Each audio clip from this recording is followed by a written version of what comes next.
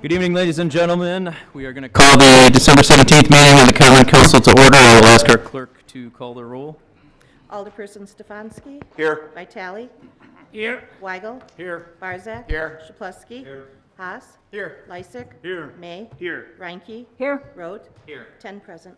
We have a quorum. Please rise and join us in the Pledge of Allegiance, which will be led this evening by Alderman Stefanski.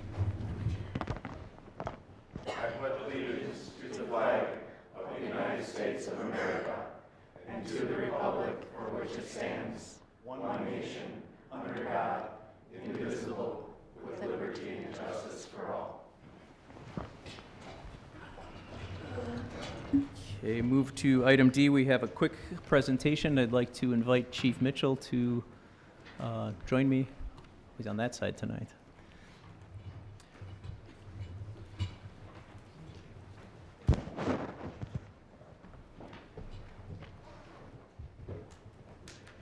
So it's just you and I, but Mediger Company on 96th and Greenfield, which has been a staple in West Allis for decades, has a contribution, and Joe was going to be here tonight, but he had a funeral come up, so he was unable to attend.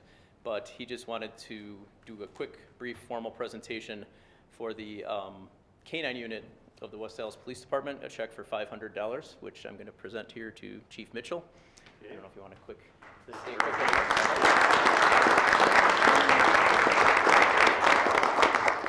So if you're watching at home, thank you very much. This is not the first gift that they have given to the police department. The K-9 program is an important part of our department, and it's important to Mettingers. So thank you very much for the donation. It will go to very good use. Thank you.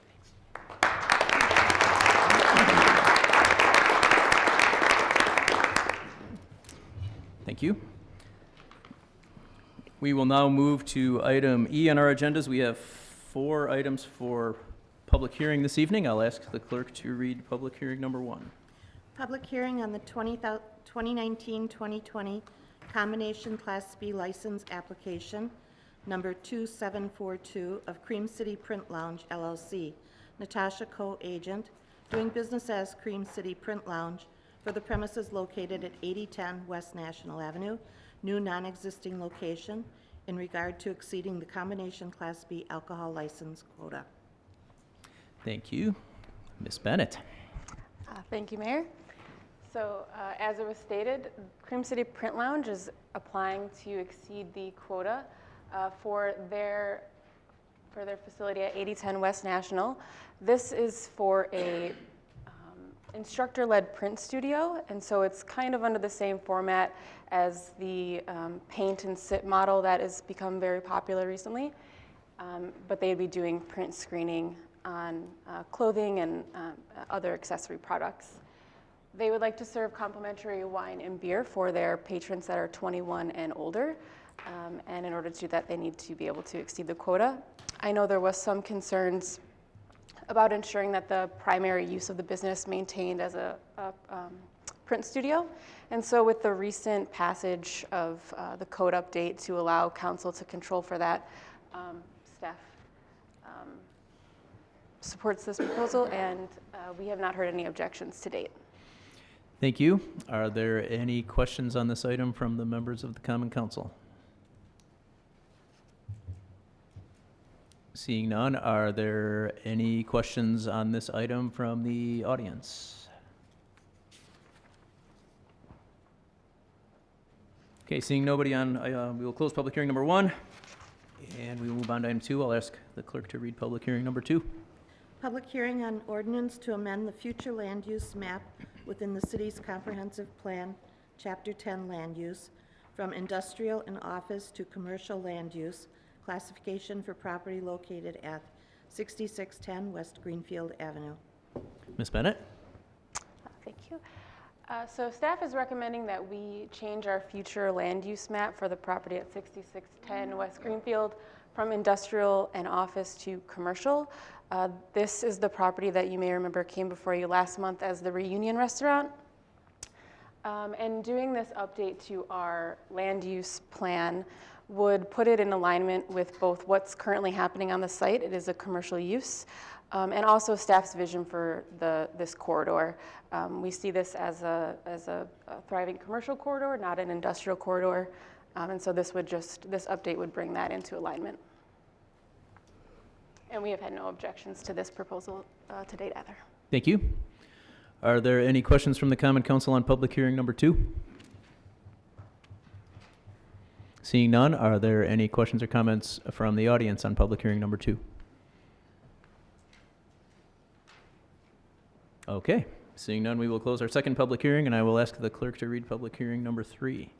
Public hearing on ordinance to amend the official West Allis zoning map by rezoning the property located at 6610 West Greenfield Avenue, 6512 West Greenfield Avenue, 6500 West Greenfield Avenue, from M1 Manufacturing District to C3 Community Commercial District, submitted by the City of West Allis Department of Development.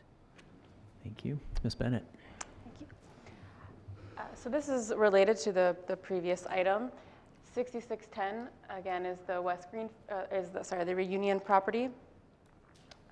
6512 is the current Cousins sub shop, and 6500 West Greenfield is a vacant mixed-use building. Our current future land use map has 6512 and 6500 as commercial properties for the future land use, and then as we just recommended, the Reunion property also being zoned commercial, in the future land use as commercial. And so updating our zoning map to have all 3 of these properties would bring it into alignment with what's happening today and also what the future vision of the corridor is. And we have not heard any objections to date. Thanks very much. Are there any questions from the council on public hearing number 3? Seeing none, are there any questions from the members of the audience on public hearing number 3?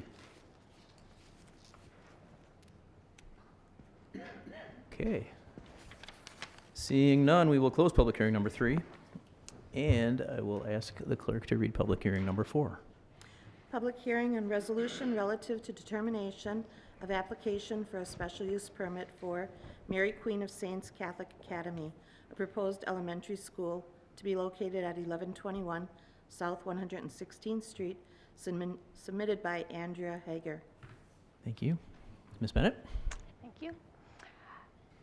So this is for a special use to be located at 1121 South 116th Street. Currently, Marion College leases that space, but their lease will be expiring in May of 2020. The students that would be at this school would be K-3 through 8th grade, and they're currently at a school at over on 92nd Street.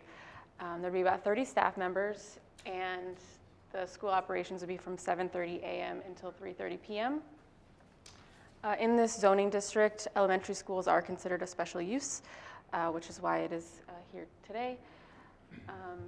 And there are actually 171 parking spaces on this site, but the school, according to our code, only actually requires 13 spaces. So they have much more parking than necessary. The applicant has provided a proposed drop-off plan, and the important piece on this plan is just to note that all of the drop-offs will be taking place within the property, not on any of the street fronts. And this is both to encourage the safety of the students and also to prevent any sort of backup traffic on the adjacent streets. Plan Commission did recommend approval of this special use permit at their December meeting, and we have not heard any objections so far. Thank you. Do any members of the Common Council have questions on public hearing number 4? Okay, seeing none, are there any members of the audience that have questions on public hearing number 4?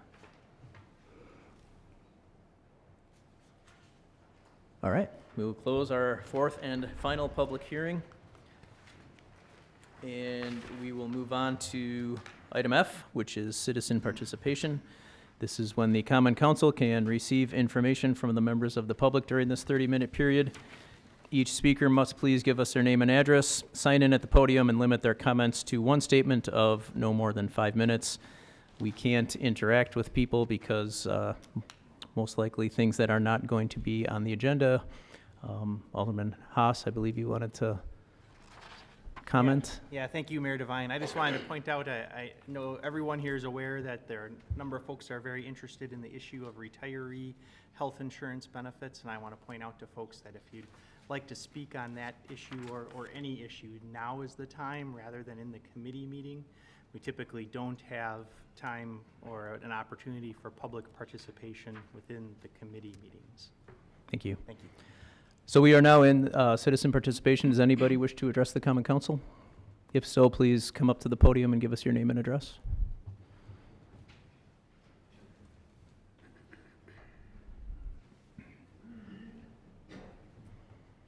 I signed on the other one. You want me to sign on this one again, or?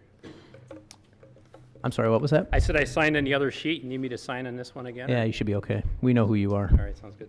So, good evening, council. My name is Barry Waddell. I live at 1140 South 96th Street.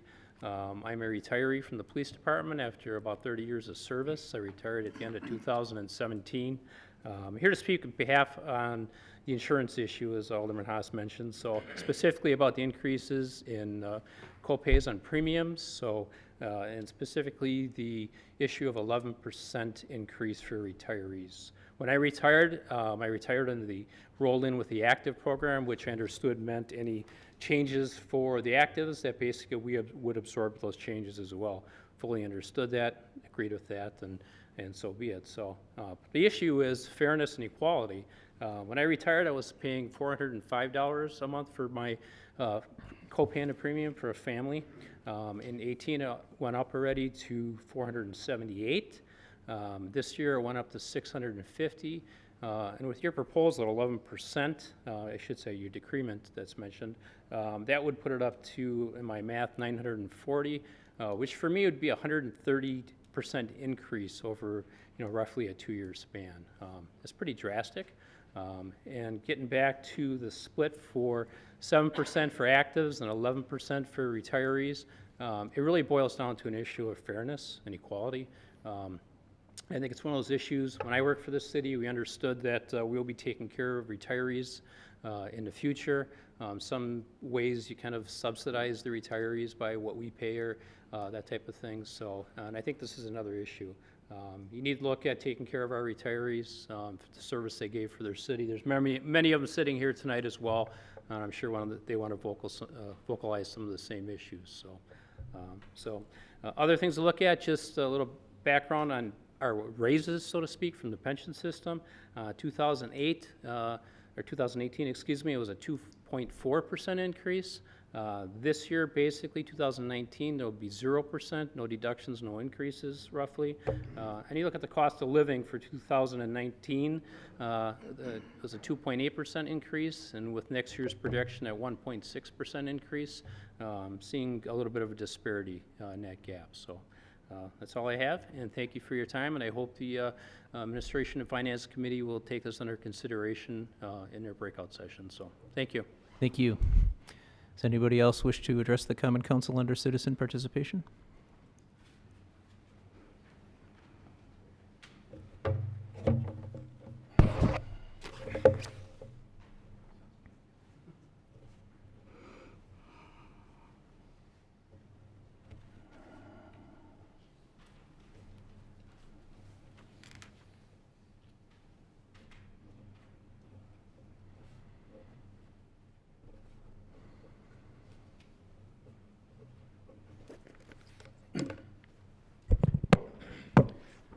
My name's Gary Stryker. I live at 12211 West Cleveland Avenue. I also was employed by the city of West Allis. I worked there for 32 years. And over those 32 years, I basically want to talk about the fairness as well. I'm going to kind of reiterate what Barry Waddell had said. And over those 32 years, that the costs were shared by existing current employees as well as the retirees. And that is shifting to the pre-65 retirees disproportionately. And I know I was at the meeting on Monday, and the Horton Group was there in the administration. Some of the city administrators were there. I'm sorry, I got there a little late, so I didn't catch names. But they had indicated that that was the heaviest use group, the pre-65s. But that's always been the case. And as active employees, we always, and I hate the word subsidized, but you know, we paid to kind of cover that age group. Now all of a sudden it's changing where the burden is being put on the retirees, much more so than being spread out amongst the group I had mentioned earlier. Thank you for your time, and Thank you. thanks.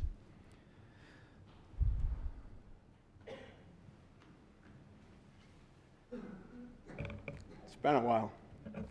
Rick Gale, 2831 South 114th Street. 31 years on the fire department, 26 years on the bargaining board. I know a number of you up here, you know I had significant union involvement. You know, I've been involved in negotiations for years. At the risk of sounding like Trump, there was a quid pro quo, no question about it. Historically, this jurisdiction was the first in southeastern Wisconsin to do a premium share. We did it on a flat dollar amount, and we were one of the first jurisdictions to change that premium share to a percentage. We have a long history of working with the city, cooperating with the city, being reasonable. Many of you know when Paul Zeeler was there, fire union struck a deal even in terms of a pay raise as to what the city's finances were going to look like. This is a complete turning your back on people who have always worked cooperatively with the city. In terms of how the system works here, and Tommy and I mean, you guys know this, and Vince as well. Mickey does too, but he might want to admit it. If you look around at other jurisdictions, there is no couple plan. Couple plans don't exist. You're either single or family. And the couple plan was created here years ago as a way to control and keep in check retiree health insurance costs. With a few exceptions, and there's a few of my brothers out there who decided to have children at a later age, but most retirees are under a couple plan. And if you look at how the increases were over the years, there was more volatility in the single plan and the family plan, but the couple plan increased relatively stable. Coupled with the fact, as Gary indicated before, it's always been a cooperative process. I think $180 is, well, first of all, most of us at the time had to live in the city, and most of the retirees still do. So not only are you turning your back on long-term employees, you're turning your back on citizens who have lived here longer than some of the people who sit on that podium.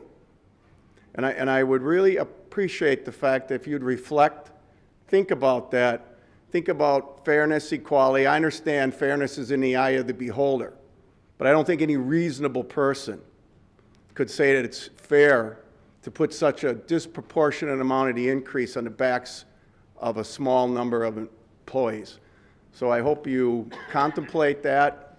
If you have any questions and want any more background, any off-the-record comment, I'll meet with anyone or all of you at any time. And I appreciate you giving us this opportunity. Thank you. Thank you. Does anybody else wish to address the council under citizen participation?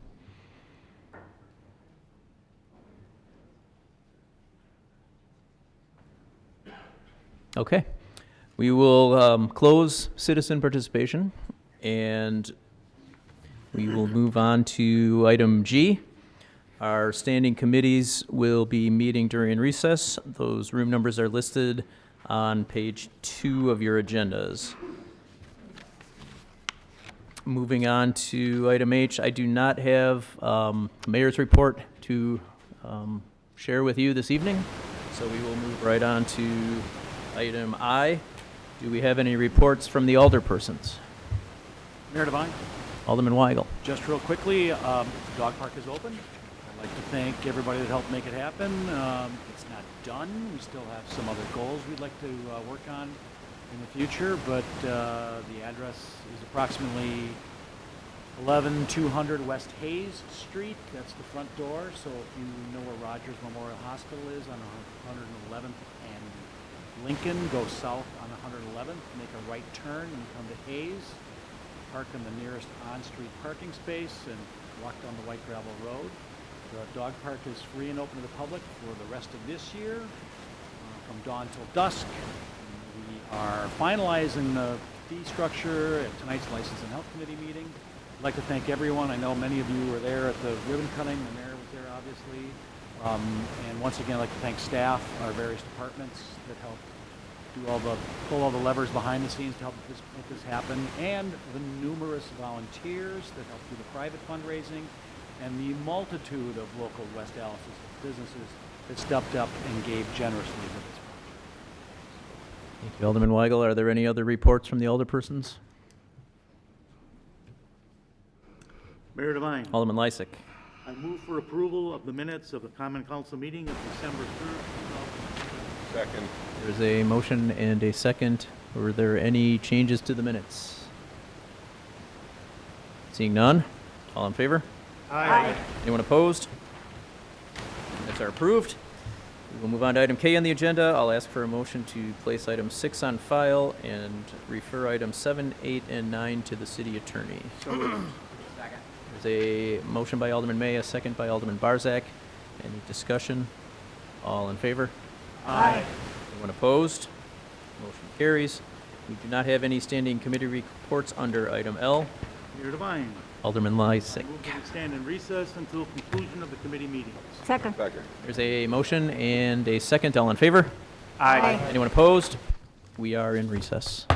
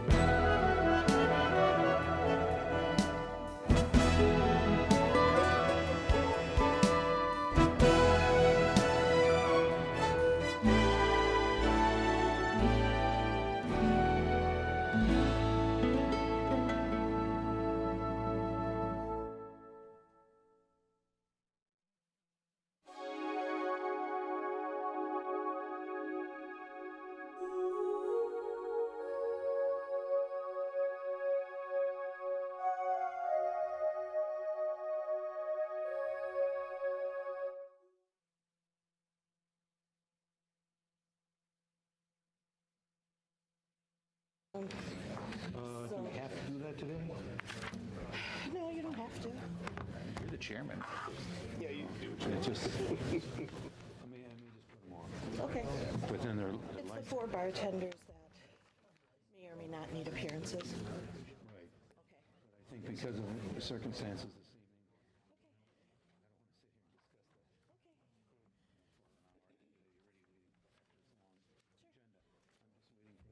Which one are we going with for license and health? okay, license and health. Let's call the meeting to order. I thought that might make them turn everything on. We have to wait till we go live.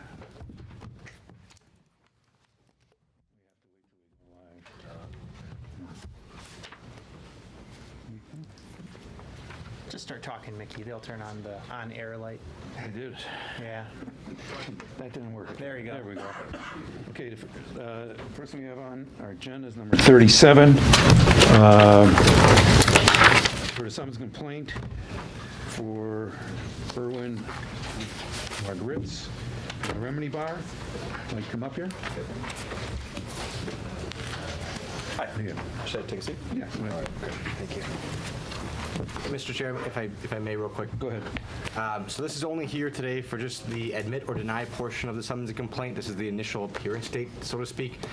Going forward, I would take a role as the prosecutor with the complaint. They'll have another attorney here for the process. We're not going to be talking about anything today. It's just going to be admit, deny, and then either get a new date for a sentencing type date or a new date for a hearing out in the future. Okay. Okay. So, And just And you are? Kendrick Yandell. Okay. I'm the attorney here for the bar.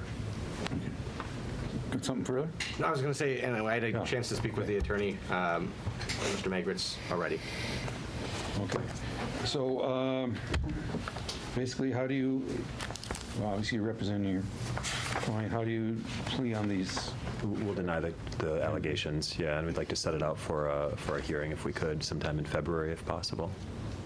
I think we'll work with the clerk's office on scheduling that out from here, Okay. typically, so we don't worry about calendars today. Got it. Sounds good. Is that it? That's it then. That was easy. Thank you so much. So that was items 37, 38, 39, 40, and 41. We're going to hold them all. You're going to move through an agenda. Hey, that was good. That was good. Felt good being a part of that. Number 42, a license,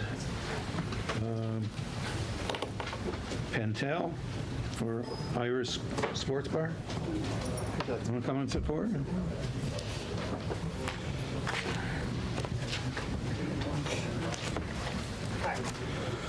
Hello.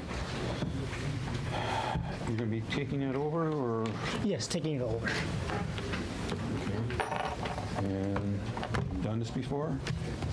Have you worked there before or done this Yes, before? we've worked before. Okay.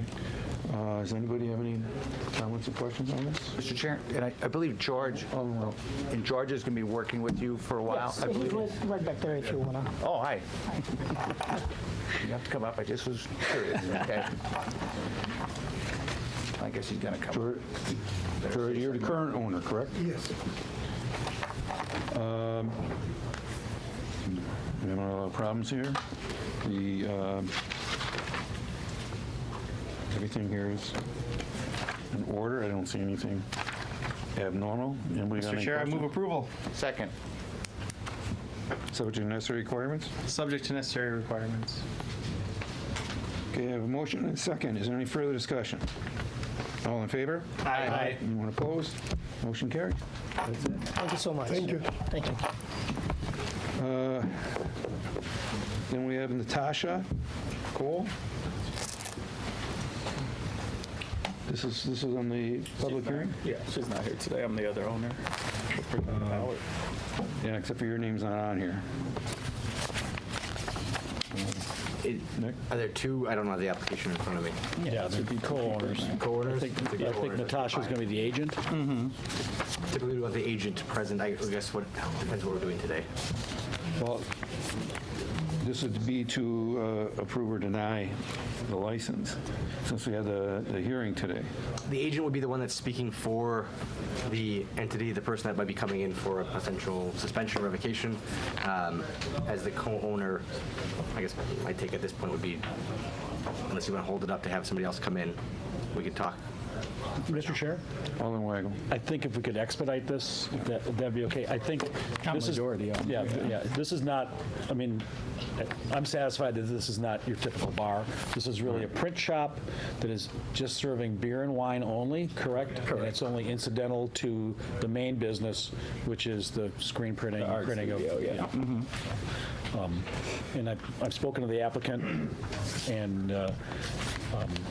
they understand the rules. I guess, they're not running regular bar hours, correct? Correct. And people won't be able to walk in off the street and even order and buy a drink. No, only with the class. Only part of doing, it's essentially incidental to the printing business. Correct. Mr. Chair? I don't have the business plan in front of me. Is that part of the plan, Alderman Weigel? Yes, yes. That was in the plan. That's in the plan. So. Yeah, and following up on what Alderman Roach is saying, right, if you can't change from that plan, you would lose your liquor license. That's the concern of our council, is that this changes and becomes a regular bar. If you do that, you lose your liquor license under our rules. We got it, yeah. I'm going to move approval, Subject to necessary requirements? subject to necessary requirements, yeah. Mr. Chair? Do I have a second? Second. Okay. Were you going to make the condition of the print shop as a primary use based on the new ordinance? Yes. Okay, just if you'd add that to the... It's my understanding that's essentially what this is a print shop, and the beer and wine only is incidental to the actual use as a print shop. Correct, and with the new ordinance, you do have to actually manually But add that's- that onto this okay. license and choose to do so within your motion to approve. Okay. So my motion is that the alcohol consumption is incidental to its primary use, which is a print shop. And I second that. Okay. We have a motion and a second. Is there any further discussion on this? And this is going over quarter, by the way. So, all in favor? Aye. Anyone opposed? No. Motion carries. Now it goes to the full council after we're done here. Tonight. Yeah, tonight. And yet, Mr. Chair? Alderman Weigel. Rashad, you're already open for your regular business. Right. So you've already, does he still need more another round of inspections on this, do you know, Ann? I would have to double check Okay. the application. Have you had more inspectors in recently? No. No. Okay. There are some requirements that we need checked off Okay. yet. We can touch base with us tomorrow. See Ann tomorrow morning. Okay. Okay, number 44, Marcus Gorsick. Marcus was in front of us before. This is to petition to exceed the quota, and he was denied before. And that was before we had the new ordinance with the guidelines that we have now. And I think with these new guidelines, I think the story's a little different here. We can follow him better. So, If I recall, you've got a long time in the business, a good record of running clean businesses. Has anything changed since we last seen you? Nope. Now you wear a Bears hat here. Before we probably, now you actually wear the hat. That's why it's Doug. So tonight's vote is only to petition to go for a public hearing over quota. So it's not approving the license or disapproving. It's only to take it to public hearing. So I have a motion. Move to go to a public hearing. Second. It's right here. Okay, got a motion and a second. Is there any further discussion? All in favor? Aye. Anyone opposed? Motion carries. You'll be notified when the public hearing is. All right, thank you guys, appreciate it. Deborah Barons? Okay. Okay, this is application, a new request, bartender's license. Yes. I don't have a police report on here. Mr. Chair, if I may. Yeah, it indicates that you have a warrant with the West Allis Police Department from September 18th, 2019 for procuring, selling, dispensing alcohol to underage person. Yes, correct. Tell us about that. I did it, first of all. I'm guilty. Second of all, I've been in this business for 40 years. First time I've ever done it. And she didn't look like a minor to me. I really don't have a defense. Okay. But our records indicate there's still an outstanding warrant, and our chief is here. That's kind of putting you on the spot, chief. For what? Right. And maybe you would even know better. This could be old. Did you pay the ticket? What's the status? Of this? Yes. Oh, I paid the ticket. Okay. I called today and they said it was still active. I paid the ticket. Okay. So, long ago, shortly after I got it. Okay. so do we want to make a ruling on here, or you want to hold this? I think we would need to hold it, Mr. Chair, and just get it resolved. And I would be willing to vote in the affirmative once that warrant is resolved. Oh my God. We're going to hold that. Mr. Chairman, Well, can we vote in the affirmative pending the warrant being cleared up so that she wouldn't necessarily have to wait for another meeting cycle? So if it turns out it is cleared up, she could get the license as early as tomorrow if in fact it is cleared up? You understand what I'm saying? I understand what you're saying. I did call before the meeting and talked with I believe you. dispatch. Yeah, but let's say she went in tomorrow and cleared up the warrant. How would I clear it up when I went in and paid cash? Or bring proof of, you have a receipt? You paid cash? I paid cash. Last person in the world paying cash. That's me. I'm sorry, I'm old school. My concern is whether we issue it under certain conditions or pending something to happen is at that point potentially go a revocation process to take it away. I assume she's going to take care of it. If this isn't an offense that we're concerned about withholding her license for, if she's paid it already, then it's over with. I don't know why the warrant is still out there. I paid it months ago. Mr. Chair? Go ahead. You said, so what I'm seeing here is the warrant was issued in September? And when was the incident? I'm not even sure. I guess it doesn't matter, but when the incident was. But I paid the ticket. I never got a warrant never got anything in the mail or nothing because I paid the ticket. And this happened at work? Yes. Where do you work? Crawdaddy's. Do you have a conditional license currently or a temporary license? I had a license in Brookfield. So then I was starting to fill in while Troy was there. And so I filled in on a Sunday night. And I'm going to be really honest. When this girl came in, me and another customer who's a regular. Yeah. You don't have to go into the... okay. That's okay. Yeah, we're not so concerned about the fact that you committed the offense. It's the outstanding warrant. Oh, no. I paid it. I paid it.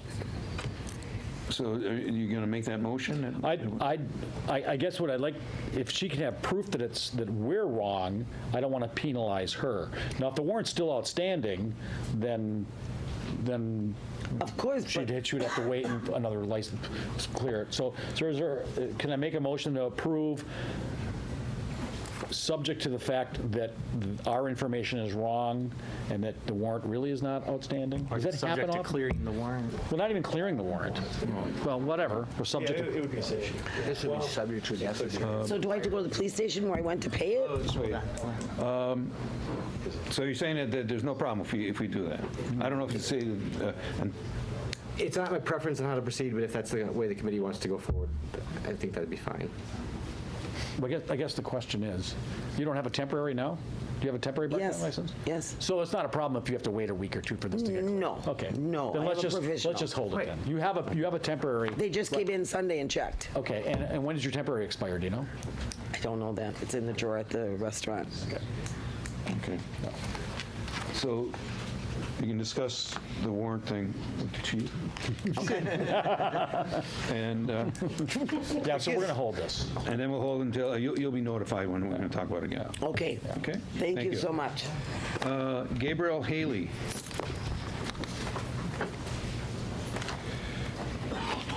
Or Hanley? Yeah. Hanley? Yeah. Okay. Hello. All right. Hello. Okay, we're calling you in.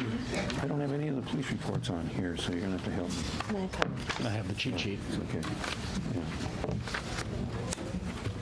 Okay, you've been called in. Speeding, operating suspended, proof of insurance, suspended no insurance, suspended registration, retail theft, underage alcohol, 9 years ago.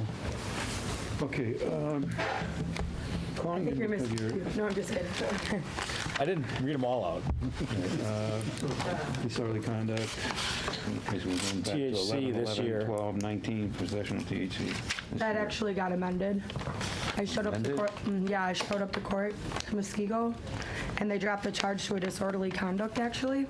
I have another court hearing in January for that. I brought the papers, called the court clerk on that. I currently hold a bartender license in the city of Greenfield for the last 4 years.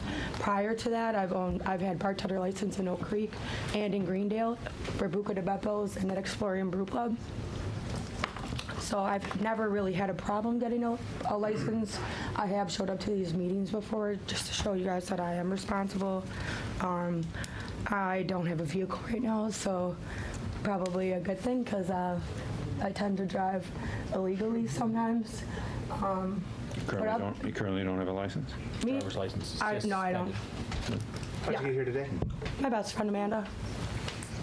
I actually usually don't drive just because I do work at a bar, so, but I mean, I've never been to jail. I've never gotten any drinking and driving tickets. I have had 2 possession of THC charges, but I mean, that's, I don't know, driving. Mr. Chair, Alderman Weigel. you have a felony criminal damage to property 8 years ago? There's no felony that I have. According to the record, there is. No. I know that's actually been a problem for Greenfield when I was getting my license, and they had to call the city of Cudahy to talk to them, and I don't know why. A lot of people think that I've, a lot of cities that keeps coming up as a felony, but I've never had a felony before. And Mr. Chair? Alderman Weigel. And where are you going to work? The Happy Tap, my boss that owns Green Lavier's, Just bought it. 51st and Cold Spring, yep. And part of the reason that we call you in here is to explain to you how serious we take the job and how we see from your record that you've had some problems in the past, Correct, but not with work, and I'm very responsible with work. But there will be times where you're going to have to make some decisions at work about following the rules. Always. Okay. My boss almost came in here Okay. just to tell you guys, I've worked with him for 4 years. He's a straight edge type of guy. I don't know if you've ever met Mark Laboro. So you've never had a West Allis license before. Never had a West Allis license, but I mean, You've worked in a bunch of places in the Southwest. Yep, I've maintained licenses in plenty of places, but I have done this before to show. And where do you live? I live in Cudahy, so I take the bus to work every day. So you take the bus to and from work? Every day. I've never missed work. Or friends or Uber? Or, Yep. So there may be an occasion where you think you need to call 911, Yeah, and if you even think about it, think you might need to call 911. definitely. I've done that before. Okay. We have trained and licensed professionals to help you with problems. That's not an issue. And when they show up, we want you to be cooperative with them and say, yes, officer, this is the guy, this is what happened. Not, I didn't see anything, I don't know anything. Oh, no, there's cameras, and I protect my boss and the business and people of the public before anything. I take my job very, very making a motion? seriously. I'll move approval. I second it. Is there any further discussion? Mr. Chair, Alderman May. is it Gabrielle or Gabriel? It's Gabrielle. Gabrielle, you made a comment there that kind of threw me off. You said you speed all the time. It's a good thing you don't have a car. No, I mean, I tend Without to drive without licenses. So since I've been 18, I've kind of driven my dad's car and then gotten pulled over for a faulty headlight or something, and then my license gets suspended, and then I'll be driving again, and then I was just irresponsible with driving, I guess you could say, in other people's cars without a license, and I tend to get caught in the act. So Tended to in the past, or you still tend to? tended to. I don't have a car right now, so. So will you, again, once you have a license? Well, Or don't have a? no, I can't drive right now So until I have a You're license. pretty solid on that. Yeah, no, I that's see what- you have a year-old operating. But I've been working with the Wisconsin Department of Revenue to pay the fines that I do have that is suspending my license through St. Francis. You could call them, and that will be lifted immediately after I pay the rest of those fines.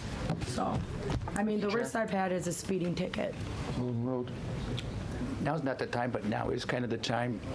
Representative Sanfilippo is moving something through the Senate where these are going to be criminal now, that driving without registration and without insurance. Is that going to change our ability to deny in the future?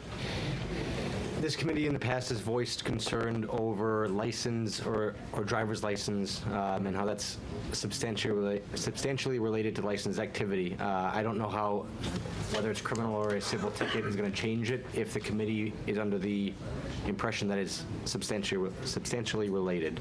And so it's going to ultimately be up to the committee what you guys think would count. Okay, Alderman. It's the flippant nature that you kind of just had about it. Yeah, I drive other people's cars, and yeah, I have. it happens. Well, No, because- let me finish. Yeah.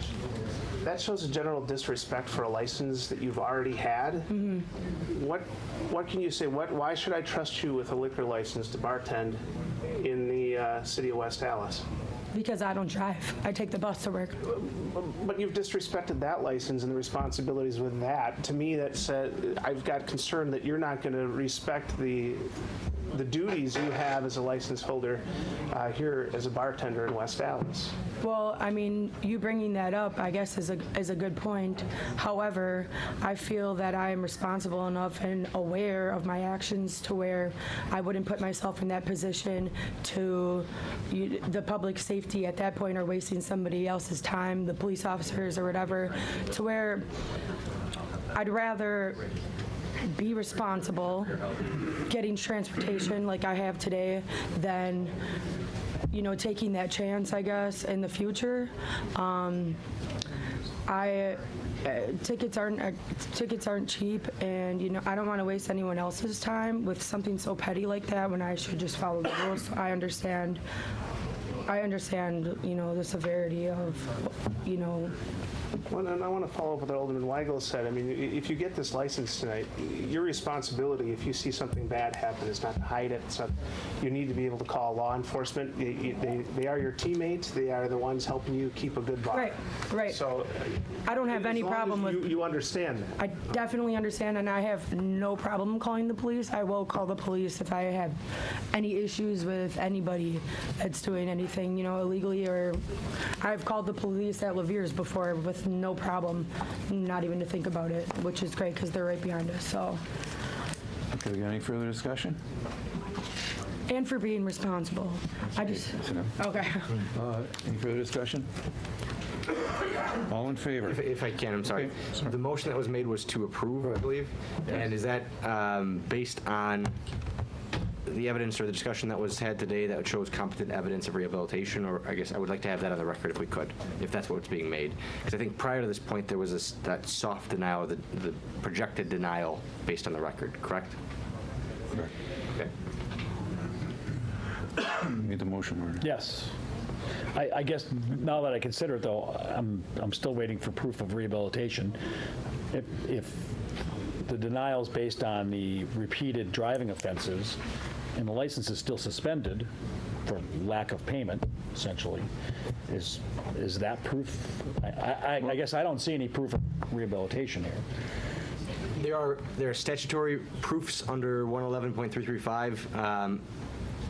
The committee has taken the stance that these licensure type violations are ones that we'd like to consider for potential denial.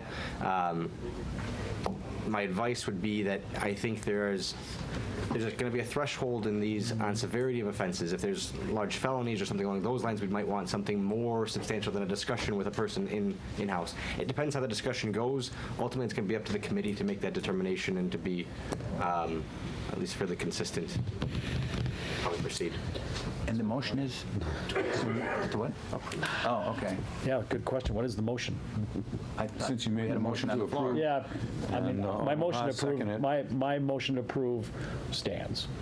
Yeah, and my second does too. I am impressed with the fact that you're not driving, that you are taking the bus, that you are getting rides. Thank That you.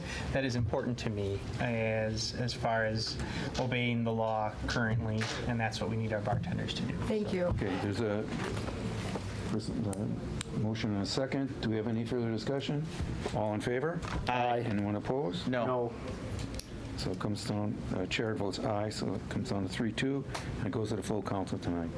So this will be acted on later on tonight in the big room by all 10 of the members here. And if it's passed, which we don't know for sure, then you'll be able to pick it up tomorrow before That was Gabriel. 2 p.m. in the clerk's office. Okay. If you don't pick it up, it'll be mailed to you. Gabriel. Okay, thank you very much for your time and Okay, listening. thank you. Thank you. Danielle Nichols?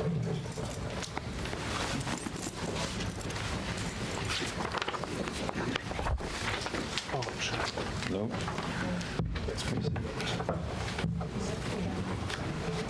Okay, basically, let's see, 17, operating well suspended. Basically kind of same thing here. You're not obeying the rules with your driver's license. What makes us feel that you're going to obey the rules as a bartender if we give you a license? Left the DMV, well, it was about a month ago. Got all my tickets that I have to do to reinstate it. Paid 200 and something to Kenosha. I have one for Muskego, and I believe one for West Allis, and then I have to pay $80 to reinstate it. I junked my car the day I got pulled over and arrested because I was done being stupid. I work full-time at Johnny Hammer's. I manage the bar there. I've been there for a year. I walk to work. I'm 6 blocks away from my job. I walk everywhere I go. I haven't driven since Muskego pulled me over. I junked my car probably 3 days after that. Mr. Chair, On the road. did you walk here tonight? Nope, my mother drove me and she's outside. I did not. She picked me up from work. Anything further? Do I have a motion? Mr. Chair, I'll move approval because I think that this applicant has shown rehabilitation plus whatever Nick told us to say. Do I have a second? Second. Do I have a second? All in me? Okay, I have a motion and a second. Any further discussion? All in favor? Aye. Anyone opposed? Motion carries. You heard that about the license?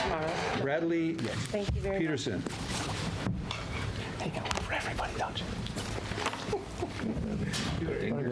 For everybody? Forgot to attach them. Okay. Okay, here's a new application for a license. You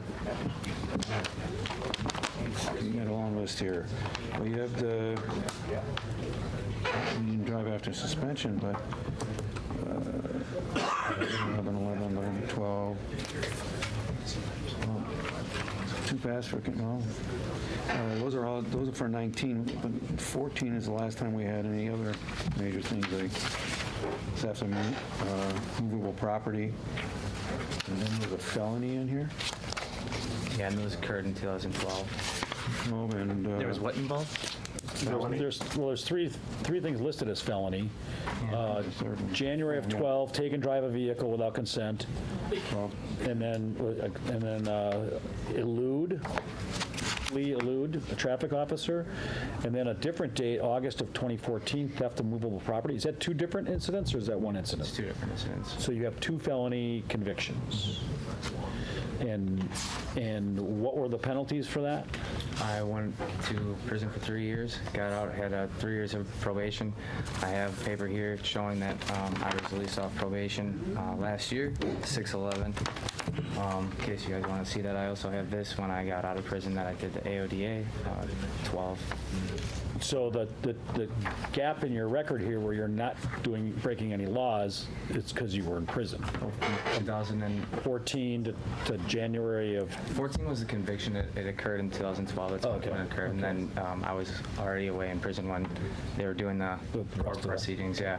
So I got out in 2015, and And then January of 2016, you had a failure to obey a traffic signal, and then you, in February, intent driving, imprudent speed, and speeding 10 over, too fast for conditions in March, and then late summer, failure to keep vehicle under control. I don't see any rehabilitation there. Well, I disagree with you, seeing that if you look at the list of all the bad things for speeding, Speeding's the least bad thing he's done. You know, but recently, so I have had a number of traffic accidents, and that's how I got a lot of tickets. Okay. Nick? The traffic stuff, again, is likely not to be substantially related. Or if we're talking license activity, that might be. Under 111.335 sub, well, it boils down pretty far, but a copy of local, state, or federal release documents and either a copy of the relevant Department of Corrections documents showing completion of probation, extended supervision, or parole is evidence of competent rehabilitation. Okay. And and that's what you showed us, right? Yes, that's what if you'd like to look at it, you're more than welcome to. Down there. That's the second page there at the bottom of it. You will see the release from probation, and that one is for AODA as well. This one's okay. This is Mr. Chair. Okay.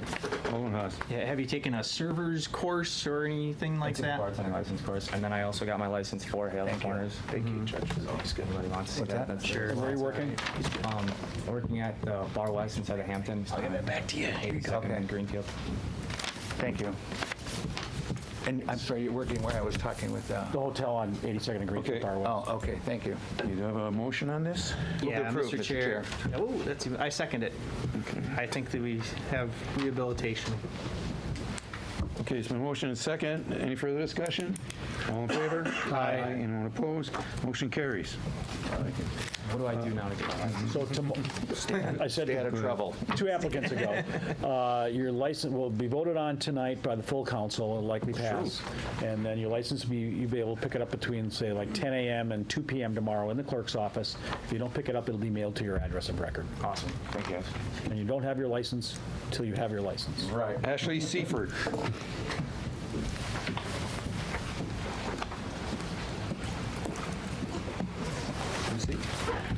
Seifert. Seifert? Seifert, not Seifert. Okay. Stand corrected. Okay, here, Yeah, Mr. Chair. operation while suspended. It's the same issue as other ones. Alderman Haas. Yeah, thank you. And yeah, Ms. Seifert, right, yeah. Seifert. You just said it. So I got it wrong. Thank you for correcting me, Alderman Weigel. It's okay, it happens all the time. I promise I didn't pick it. So, right, you have a number of operating while suspended convictions. In the past, the latest one is 17. It was in 2017, but you've had 4 in 2017. You have your driver's license now. Yeah, I've had it since 6/24/2019. Did work on paying off those tickets, and I reestablished the license in June. So I'm valid. Yeah, right. And that's what our concern is as a committee. We want bartenders to obey the law. When we see folks that have criminal or non-criminal driving or convictions or otherwise, there were points where you weren't obeying the law. We want to make sure that you obey the law. Yeah, we work with West Allis Police quite at the bar that I work at now with my temporary license. I'm aware that if anything happens, it's best to call the police than rather fix it on my own, because that no issues against the bar, more so on the council side when it comes to points and stuff like that. And I do it frequently about that, but again, the license is fixed, and yeah. Yeah, Mr. Chair, I second that. I think there's evidence of rehabilitation. Any discussion? Motion and second. Further discussion? What bar? I'm at Alibi. Okay. We've had some problems there. We've had a lot of problems there. Rick and Tammy brought me back to help weed out some of the problems. I worked for them back in 2017 when I didn't have my license, and I left for my career because I do hair on the east side. And they just recently brought me back to help some of the problems and issues that's been going on in the bar. We are aware of them, and we're trying to weed out those people that have they've just had some bad bartenders and that have not looked out for their business. And so they brought me back back for that reason, to kind of help out and weed out all the bad people and get good people back in the bar again, you know? Thank you There very was a much. lot of issues just with... Okay, thank you very Yeah. much. Okay, we'll let it go. Okay, we got a motion and a second. Any further discussion? All in favor? Aye. Anyone opposed? Thank you. Carried. Marcus Young, Senior. It's actually on the same sheet right there. Yeah. Okay, okay. Now, these are back from 6 and 18. There's a, both of them were felonies. 08. 08. 12 years ago. 06 and 08, what did I say? Yeah, that's right. Yes, 18, I'm sorry. Now, Yeah, have you Did you completed? go? Yeah. I'm sorry. no, that's- have you completed anything to show that you've been rehabilitated from these? Yes, I went to, I had some bad run-ins when I was young. So, but I hadn't had any incidents since then. I've been running a successful business in West Allis since last year. So it's just really just bad behavior when I was younger. So that was over a decade ago. And I don't think I had so much of a speeding ticket since that.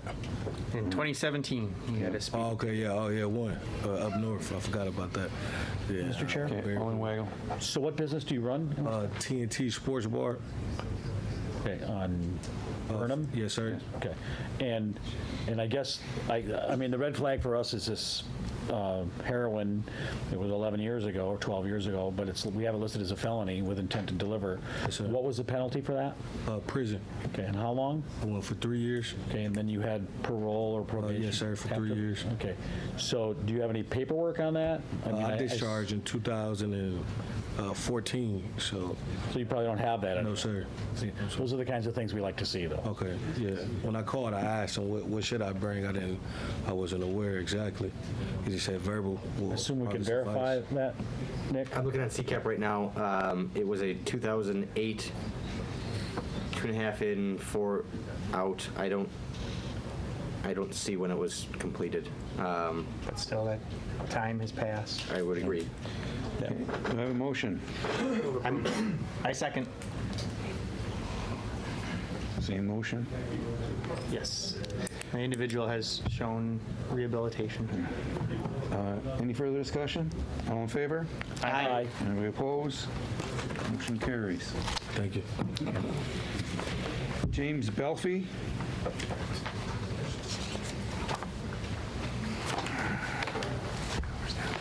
We got a lot of these. What number are we on, Mr. Clerk? We're on number 51. Oh, I'm sorry. I don't have a new The sheet. next one? I don't have a new sheet. I'm sorry. Okay, you're going to have to have this one. I'm looking. Must be on the Okay. wrong. It's a new application. And where are you going to be working? Or Hampton Inn. Hampton Inn? Oh, At where? Hampton Inn. Hampton Inn. Oh. So, So, Mr. Chair, Alderman Mann. it looks like 3 OWIs in the past is probably the reason the gentleman is here. Can you give me just an estimate of how many years ago that was?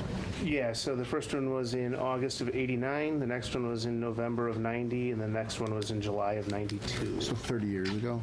Yeah. Okay. It's just a policy. Can you give me a record of how any traffic tickets, speeding tickets, any violations? Sir, I'm not on trial here, and neither are you. We're just trying to clear the I'm saying record. it's been 30 years without Yeah. an incident. 30. Right. Okay? I have 2 daughters in college that I want to make sure they get there. I've done it pretty good. And in 30 years, this is the first time I've ever been questioned about. 30 years. Okay? Yeah, well, we call everyone in that has 3 OWIs. I understand. It's been Because they're in 30 your record. years since then. Correct. Never an infraction, a speeding ticket, any violation of any kind. Not a speeding ticket. Yeah. Would it be fair to say that what you're trying to tell us is you are rehabilitated? I'm not going to question that. I'm not going to question that. It's been Yeah. 30 years. Okay. Alderman Rowe? I would just say that we've only approved 2 in my 3 terms on the council for 3 OWIs. I understand. Yeah, Mr. Chair, It's my recollection. I'll move approval. I believe the individual has shown rehabilitation. Do I have a second? Second. Any further discussion? All in favor? Aye. Anyone opposed? No.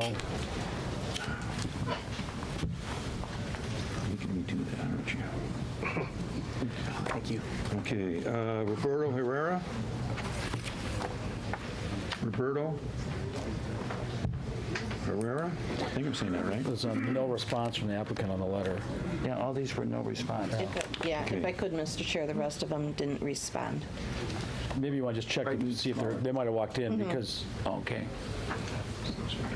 this gentleman also didn't respond either, though. Right, but he had called me early this morning. So we're not expecting anyone else? No, I'm not expecting anybody else. You want to just run the list Okay. real quick? Roberto Herrera, Kayla Ludi, Bean Perfect, Benet. that's what. Isabella Ramirez, Judith Tobar, Jennifer Salzer. Mr. Chair, if I could, with Jennifer Salzer, it was discovered that she had already appeared on the items on her background check. Oh, okay. So we'll take her up. So, okay,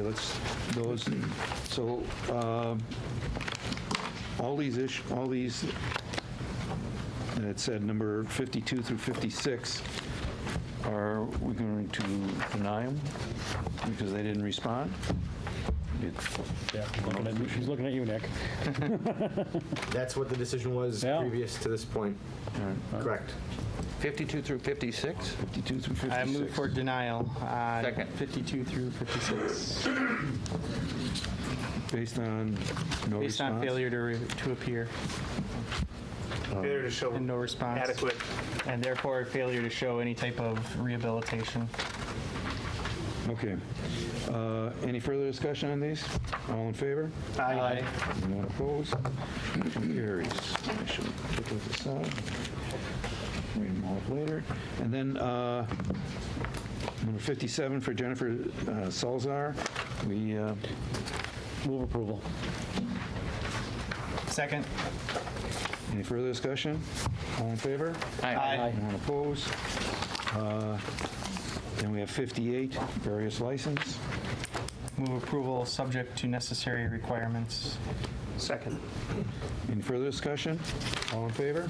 Aye. Anyone opposed?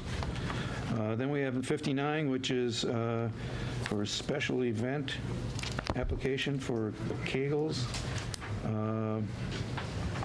Is it just Kegels on here? I move approval subject to necessary requirements, if any. I'll second. We have a motion and a second. Any further discussions? Yes, what's going on? With the skating rink? Okay. You're familiar with this, correct? Yes, Mr. Chair. So I'd work with the applicants on this one and number 60 as well. They wish to extend essentially the occupancy of that right-of-way on 59th Street all the way until the end of 2020. The intent is to do ice rink during this winter months and then go back to the beer garden in the warmer months next year. In the meantime, they're likely going to be seeking some sort of vacation of that right-of-way, but that'll be on a future item for the agenda for council consideration. Is that up to the... This is a 12-month extension. It's just up to the alley? Or how does that... I mean, we've had no complaints at all down there, nothing. It went that well. Or did we? It is cool. There were some things, but it was for when we close off the street, not 58th Street. When we close off National for that event. Okay. That's the only problems that I That was the German. So, okay. So we have a motion and a second. This is item number 59. Any further discussion? Mr. Chair? Alderman Weigel. I guess the other question is, it was my understanding that there was a shared use between Kegels and Public Table. So is this essentially extending that deal with Public Table as part of the conversation? Or is this just Kegels doing their half of the street, or Kegels doing the whole street? Correct. So items 59 and 60 you'll see are identical, and it's extending there both it is. premises. Yeah, should've looked at the next So one. it's going to be the exact same arrangement as it is with the same boundaries and borders and everything. Okay. Mr. Chair. And they have all their proper insurance and everything because they're on our right-of-way, or... Yeah. Well, especially because it's an ice rink, it's recreational use, so the city's immune from liability. Okay. Okay. Recreational. Any further discussion? All in favor? Aye. Anyone opposed? Motion carries. Number 60 is basically the same thing. Approval. Second. Necessary requirements. Yes. Any further discussion? All in favor? Aye. Anyone opposed? Item 61 is police reports. Move to place on file. Second. Any further discussion? All in favor? Aye. Anyone opposed?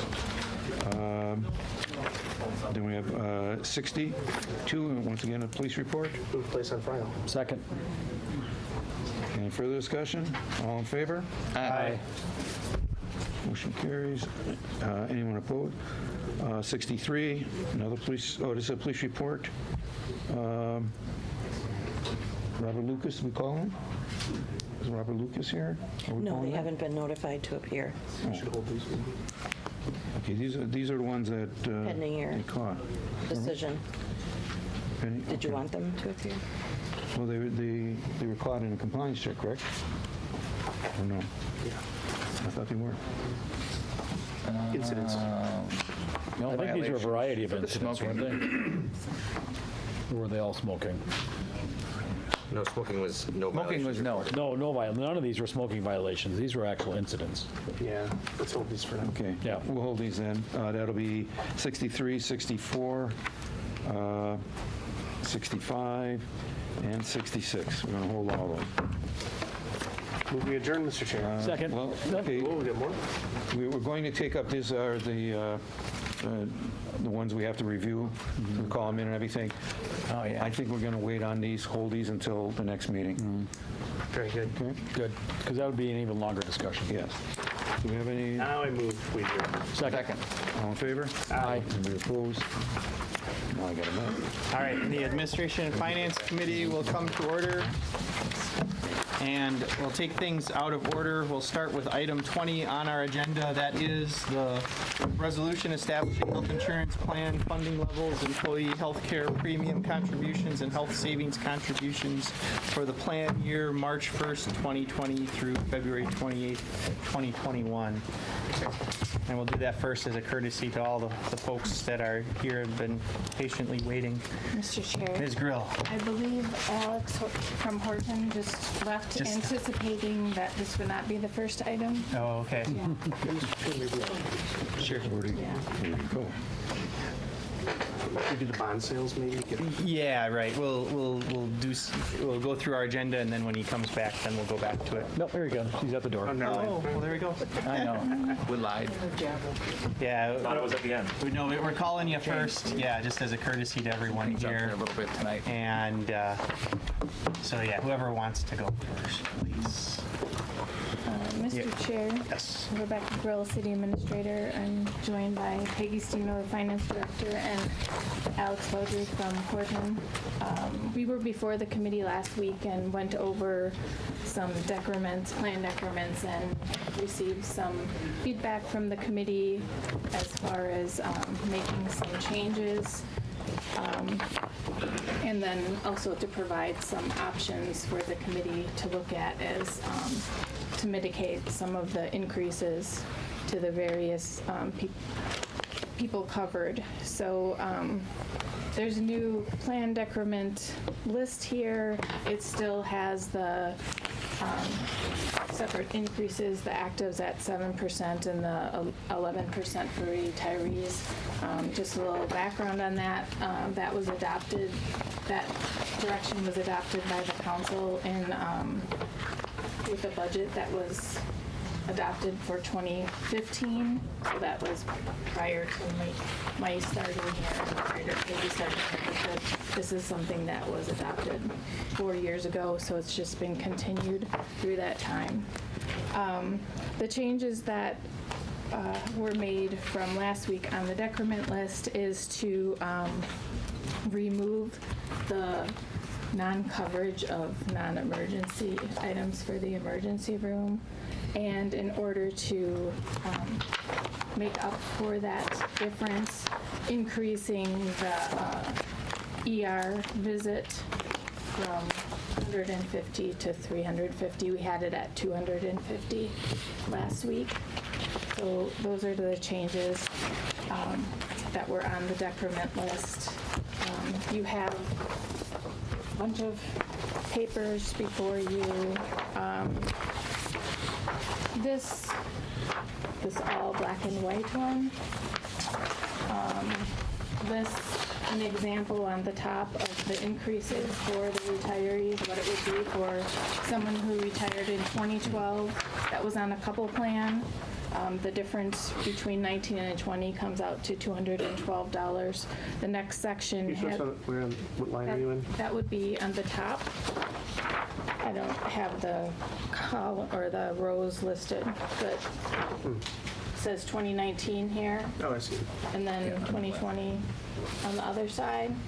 All the way at the top. And then it Sure. says the difference between 2019 and 2020 is $212. Based on the 11%. Correct.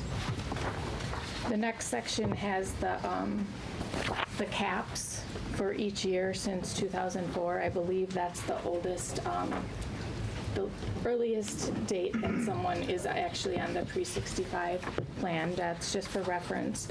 And then Can you explain? I'm sorry, Mr. Chair. Can you explain that, the cap? I'll try. So the cap rate is the maximum amount that the city would pay towards your health insurance.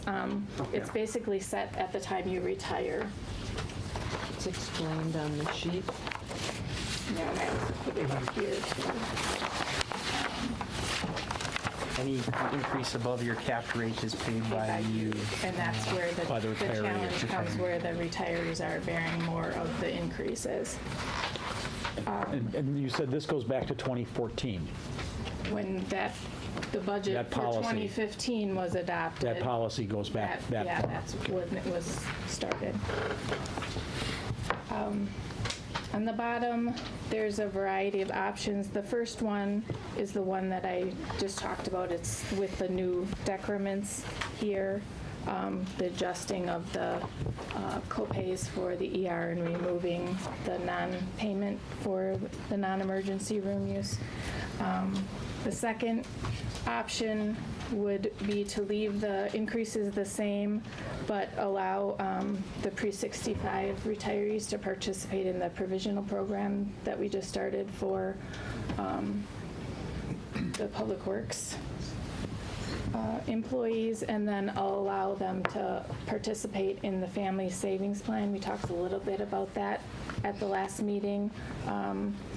Maybe Alex, if you could just briefly say what the family savings. So the plan is. the family savings plan is an opportunity through Network Health that would allow both active employees and retirees under the age of 65, if they have access to another employer-sponsored health plan, if they choose to take that plan, the city would pick up any premium differential and pay for any out-of-pocket expenses they may have, so deductibles, co-insurance, co-pays, as long as they go to a Network Health provider, which would be Freighter, Children's Hospital, and Ascension.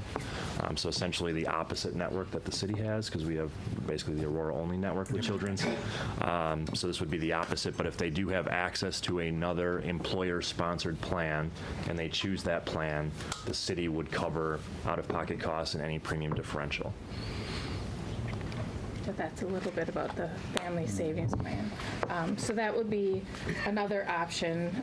The third option I have on the list would be to equalize the increase between the actives and the retirees to a 9.5% increase for each group, and then change the deductibles and the co-insurance.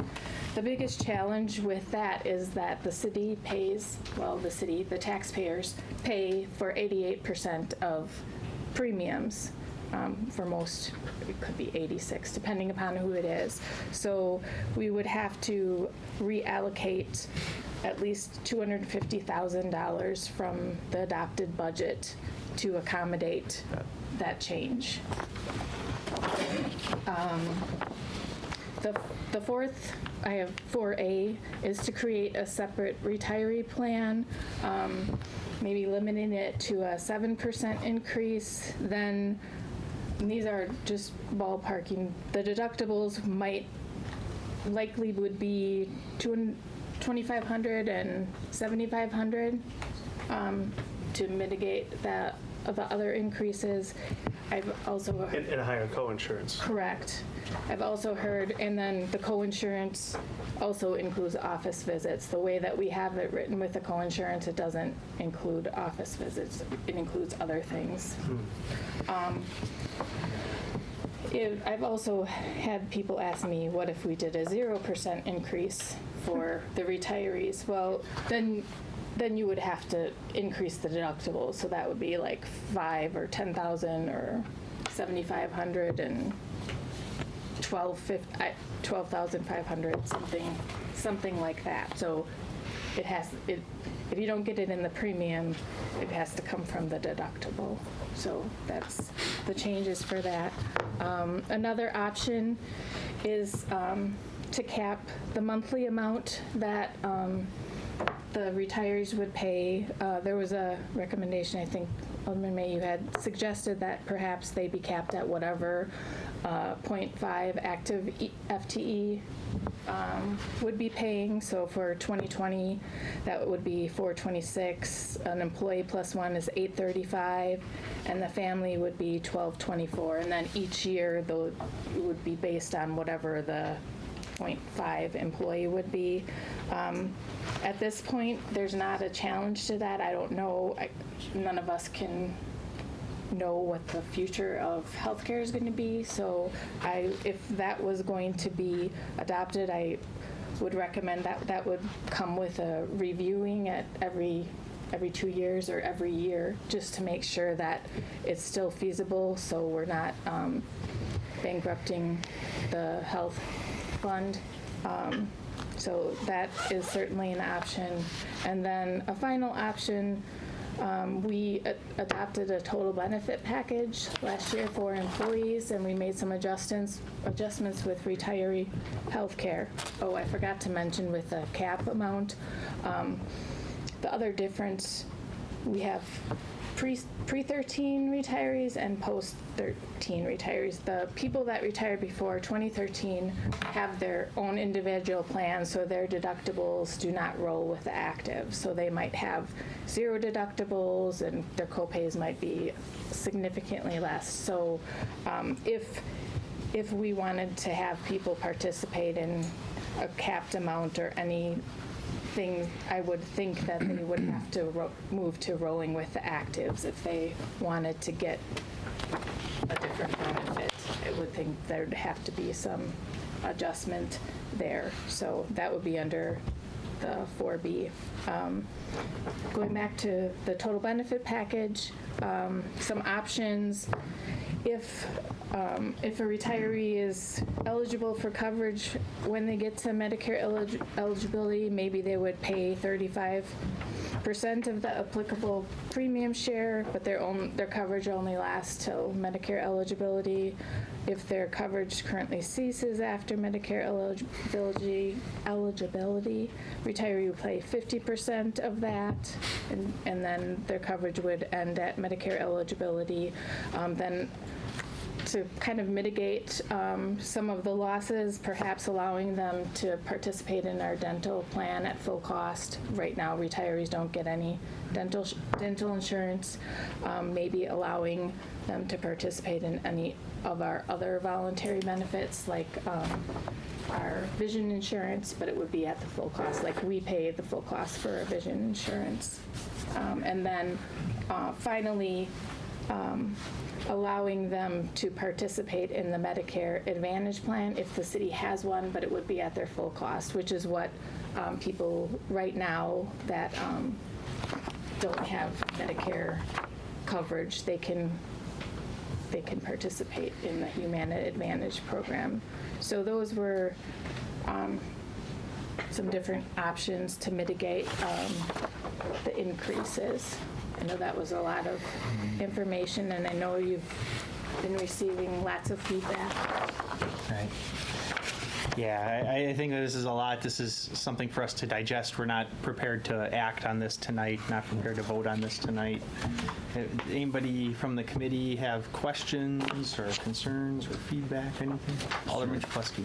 I'm concerned about your opinion, so please.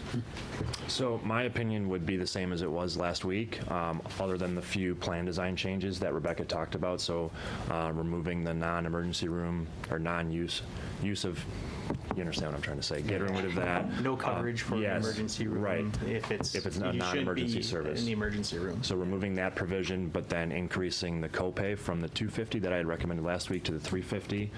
Also on that decrement sheet, we made some tweaks to the high deductible health plan. We haven't talked about that plan a lot. There's only 9 individuals on it. The changes are really just to roll with kind of what we're doing to the PPO plan, where the vast majority of your population is. Other than those few changes, my recommendation is still the same. I'm still recommending the 7 and the 11 with the plan design changes on that decrement sheet, and then adding the family savings plan to that. That is still Horton's recommendation to the city. Mr. Chair. Alderman Weigel. I know I asked a week ago, and don't think you have the number yet, but do we know how many of our pre-65 retirees have a spouse that has access to health insurance? We won't know that until we go through until we the offer it process. and ask and offer it up to people, and people will start talking to their spouses. Coming forward, correct. Yeah, and that would be the only way they'd be able to. There isn't another way that people get insurance. The family would only be a spouse, unless they're a retiree and they are actively at work with another employer. Oh, okay. Yeah. They would be able to take advantage of it as well. And so we would pay that there also. Correct. So it's not just through a spouse. If not they're just through a actively at spouse. work. They could have a job another job that offers health insurance. Correct. And we would essentially pay their premium. And their premium, well, it'd be the premium difference, so only if it's more. Yeah. But even if it's a $5,000, $10,000 deductible plan, the city would reimburse their out-of-pocket costs as long as they go to a network health provider. As long as they're going to the network. Okay. So, yeah, Mr. Chair. Keep on going. I'd like to thank, I mean, you're right, there's a lot to digest here, and we will not be acting on this tonight, like you said, because most of us just got this today.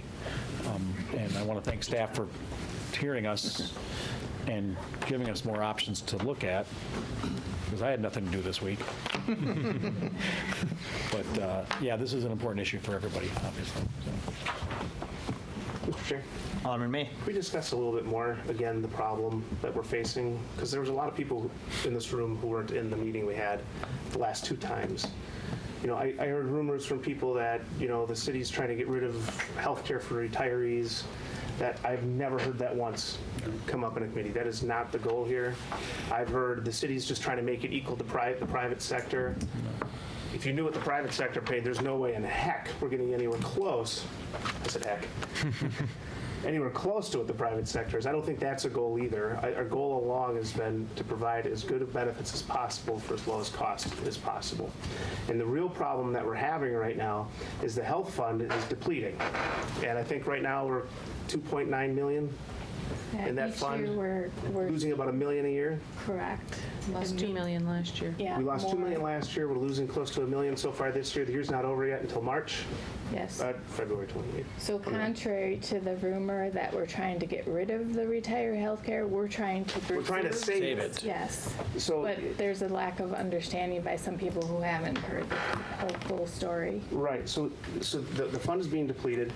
We are capped by the state legislature through expenditure restraint.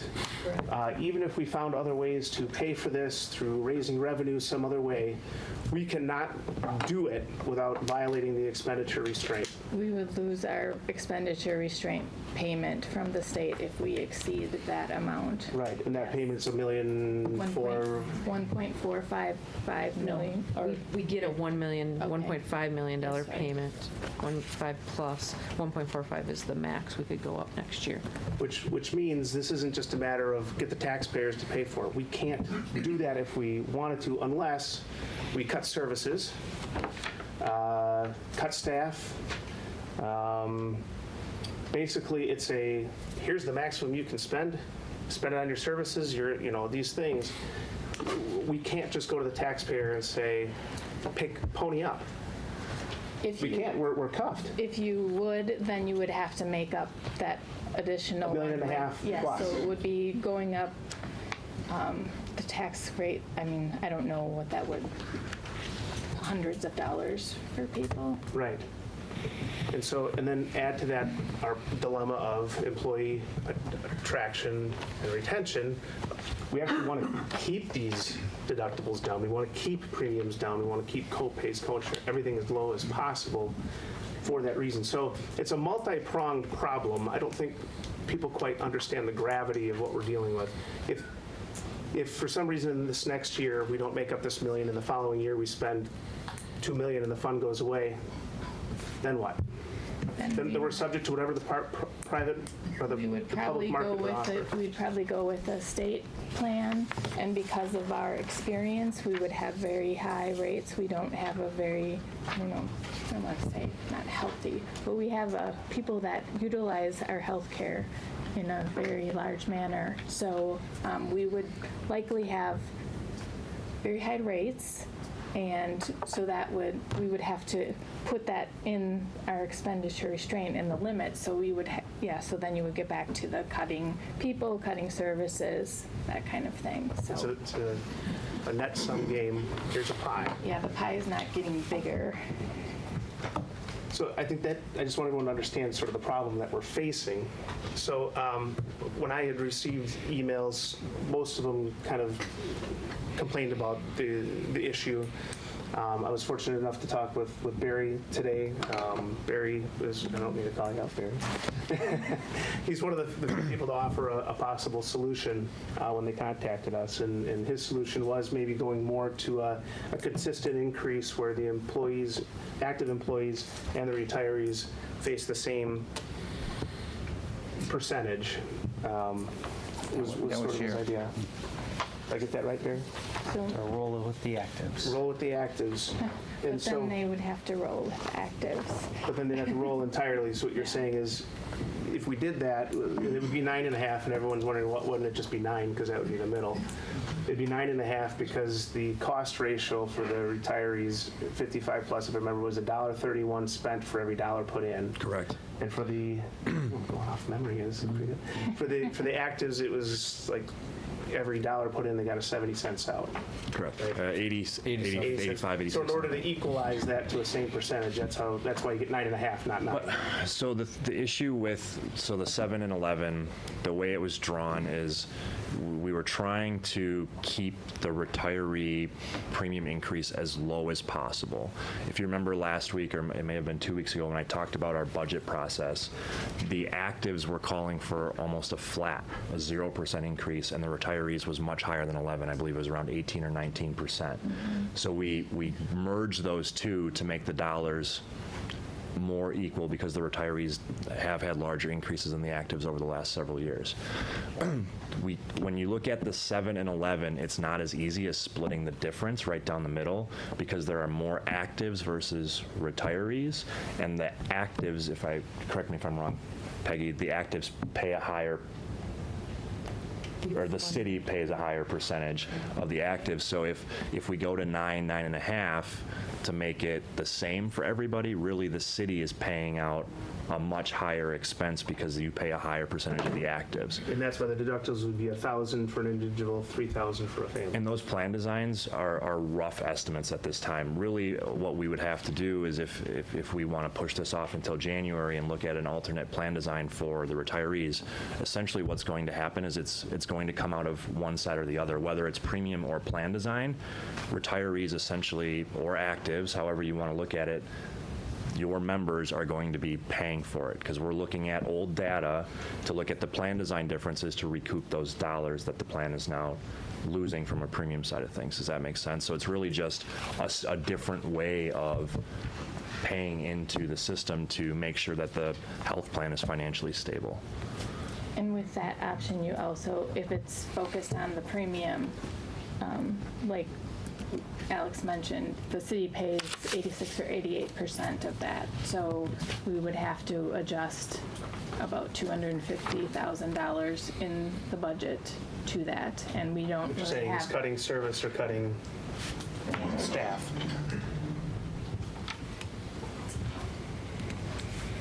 I mean, really, we're hoping that the family savings plan is wildly successful. That will help alleviate some of this burden, but I can't tell you what level of success that program is going to have. We can't bank on those dollars, so we have to. That's why we came forward with these tough decisions, because we need to make sure the plan is financially stable in the future.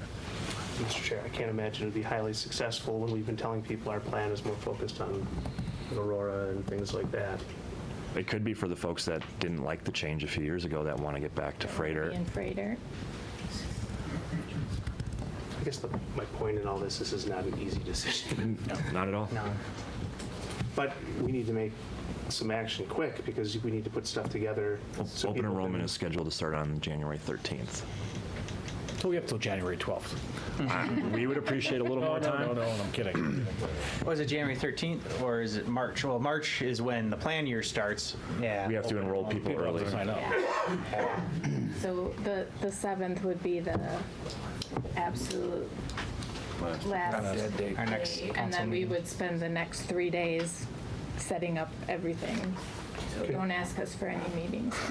Yeah. Well, I was gonna say, we need some meetings. I can't imagine we're gonna solve this with just one council meeting, one more even after this. This is a lot. Yeah, we should have an A&F meeting in the. Yeah, we can figure that out offline. Yeah, well, I just wonder if we should provide some of this information and get some input from people. You know, are you willing to go to the 9.5 increase and pay a $3,000 deductible for your family, 15% co-insurance? It would probably depend on who you ask. Yes. Well, If you ask that's the what I active suppose. employees, they'll say no. But, yeah, so we would need to know which one of these we should really cost out and come up with a plan, because these are very rough.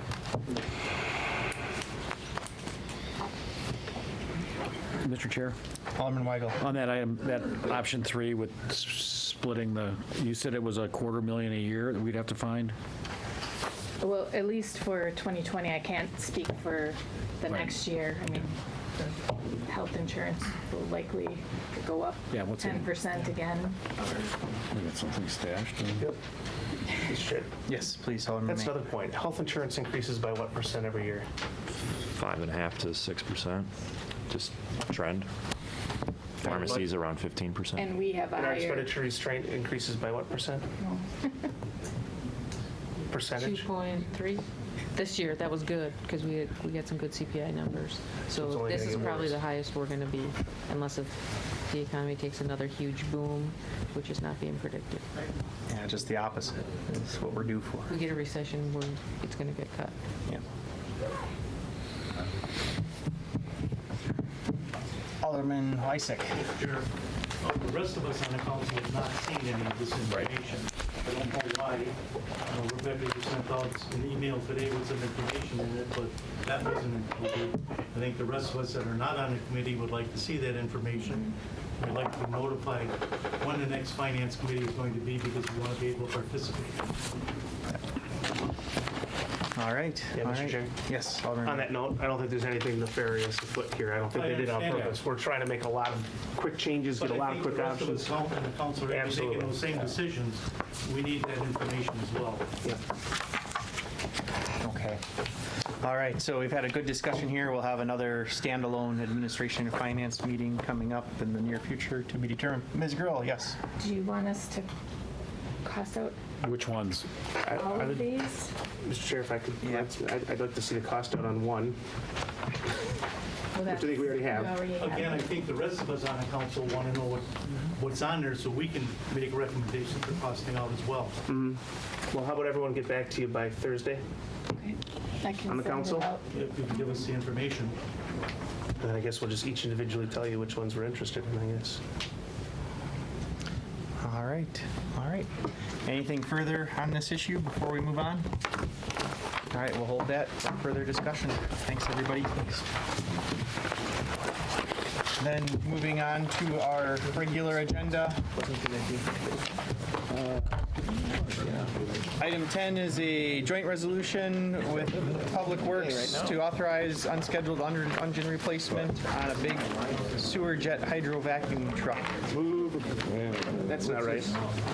Which one? Move approval. Item 10. Second. Have a motion from Alderman May and a second from Alderman Weigel. And any discussion? Alderman Chakleski.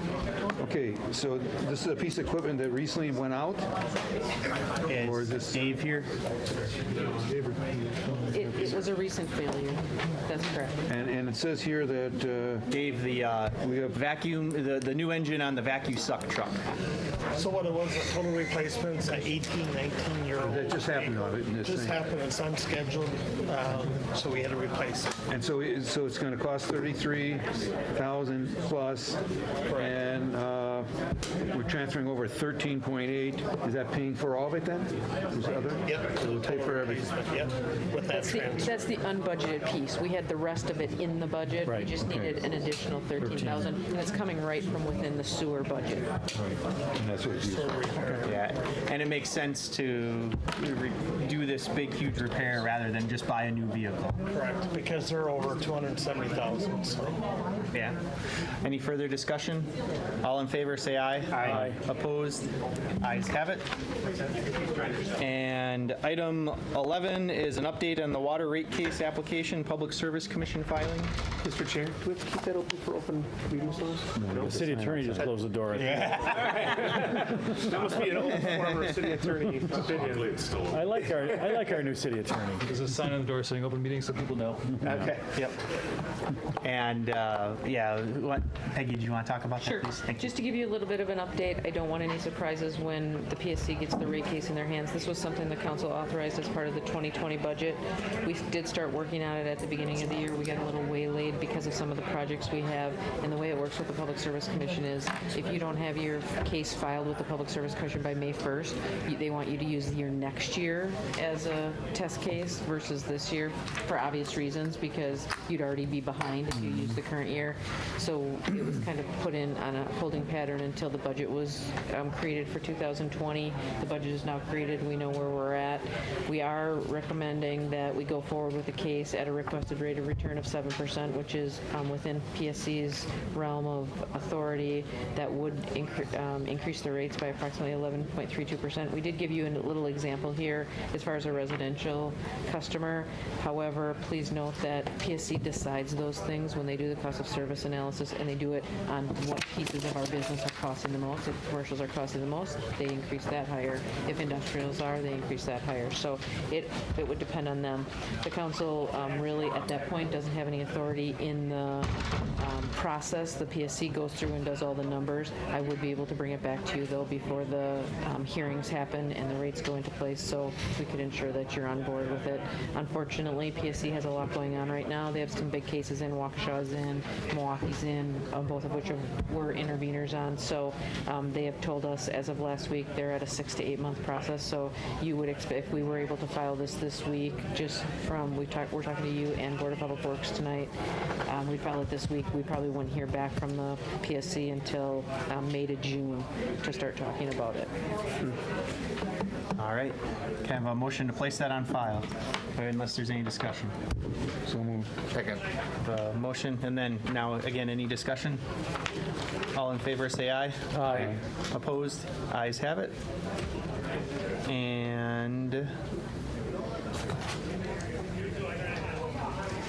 item 11A is on our supplemental agenda, an ordinance to amend salary ordinance establishing a pay range for a neighborhood partnership specialist. Mr. Chair, Ms. Grill. I believe it was discovered with the auditors that we did not have a salary range for these positions, despite having them for 10 years. Volunteers. So this is rectifying. No, they're not. No, kidding. I had Office Space stuck in my head where the guy's in the basement with his red stapler and he hasn't been paid because he's not on the pay. I hope we paid them. Yes. And let them keep their red staplers. Move approval. Second. Motion from Alderman Weigel, a second from Alderman May and Chair? Alderman Rote. And about, the chief is here, if he'd like to say anything. These two guys work, what, 20? I don't know what their hours are. About 20 hours a week. So they're both retirees of the police department. They work in the community services section for us. Any big event that we do, they're a heavy part of it. They do a bunch of other things for us. Speed trailer deployment is these two guys. Senior citizens that might have a safety concern in their house, they're the two that would go and do an assessment and try and get them into a better situation in the house. So they do a ton of stuff, but typically outward facing in the community. Mr. Chair. Alderman Weigel. Chief, they do the graffiti stuff? Yes, I just going to say that. Any further discussion? All in favor, say aye. Aye. Opposed? Ayes have it. See you again. Item 11, or no, we're on item 12 now, because, and item 12 is regarding the West Allis Dog Park rules and fees. Move approval. We have a motion from Alderman May and a second from Alderman Rote. Mr. Chair? What are the fees? Go ahead. To clarify, on what was published under this agenda item, there is a little bit of a misprint. Under Part 2 of the ordinance, you'll see where it says Section 6.091A of the code is amended to read, and it says parks. What was intended there was the words under Section 11.13 to be inserted, and then all the language after that actually deleted. Because there's a different part that defines the parks, and then in this part it also defined parks. It was repetitive, so I just took this opportunity to correct that and say it's parks as defined under 11.13, and then the following section adds the West Allis Dog Park as a city park. I'll accept that as part of my motion. Kale, it says 1200 West Hayes Street. Hayes is an avenue, not a street. It is an avenue. Mr. Chair? Not crucial. Yeah. Right. And what are the fees? That's the next item. Oh, it is? That's number 13. I'm sorry, did I skip ahead? So Good, you're anxious. We will make that avenue as well and not street. Oh, okay. Thank you. So do we need an amendment, or? I'll just accept it as part of my motion. Yes, thank you. Yep, and it's all understood that what we're passing here. Very good. All in favor, say aye. Aye. Opposed? The ayes have it. Okay, and then item 13 is resolution amending the 2020 schedule of fees for the dog park. Now Rote. Yeah, Alderman Rote. So it's a daily pass of $5 for anyone, and then there's an annual resident pass of $25 or a non-resident pass for annual for $50. It's effective on 1/1/19, or 1/1 of 20, excuse me. Mr. Chair? Alderman Weigel. I'd like to talk about that non-resident differential. I'm looking at Milwaukee County's 2019 permit fees, and understand they offer more parks and they have much better enforcement on collecting the fees. Their annual resident fee is $30, and their non-resident fee is $35. I know that within the volunteer committee, we had been talking about this. The $5 a day, we understand, and like I said, enforcement's going to be very spotty on this. So we're really relying on people to voluntarily pay this. And I personally believe the 50 for the non-resident is too big a differential. I don't think we're going to get anybody to even buy that one. So we're pricing ourselves out of the market. We had originally talked about 25 for residents and 35 for non-residents. I know there's people who want to pay this. Trust me. Dozens of them. And you don't even have a dog. Well, but if we make it what I'll call stupidly high for non-residents, they won't pay it. That's my belief. If we need extra, we can certainly bump these fees up next year.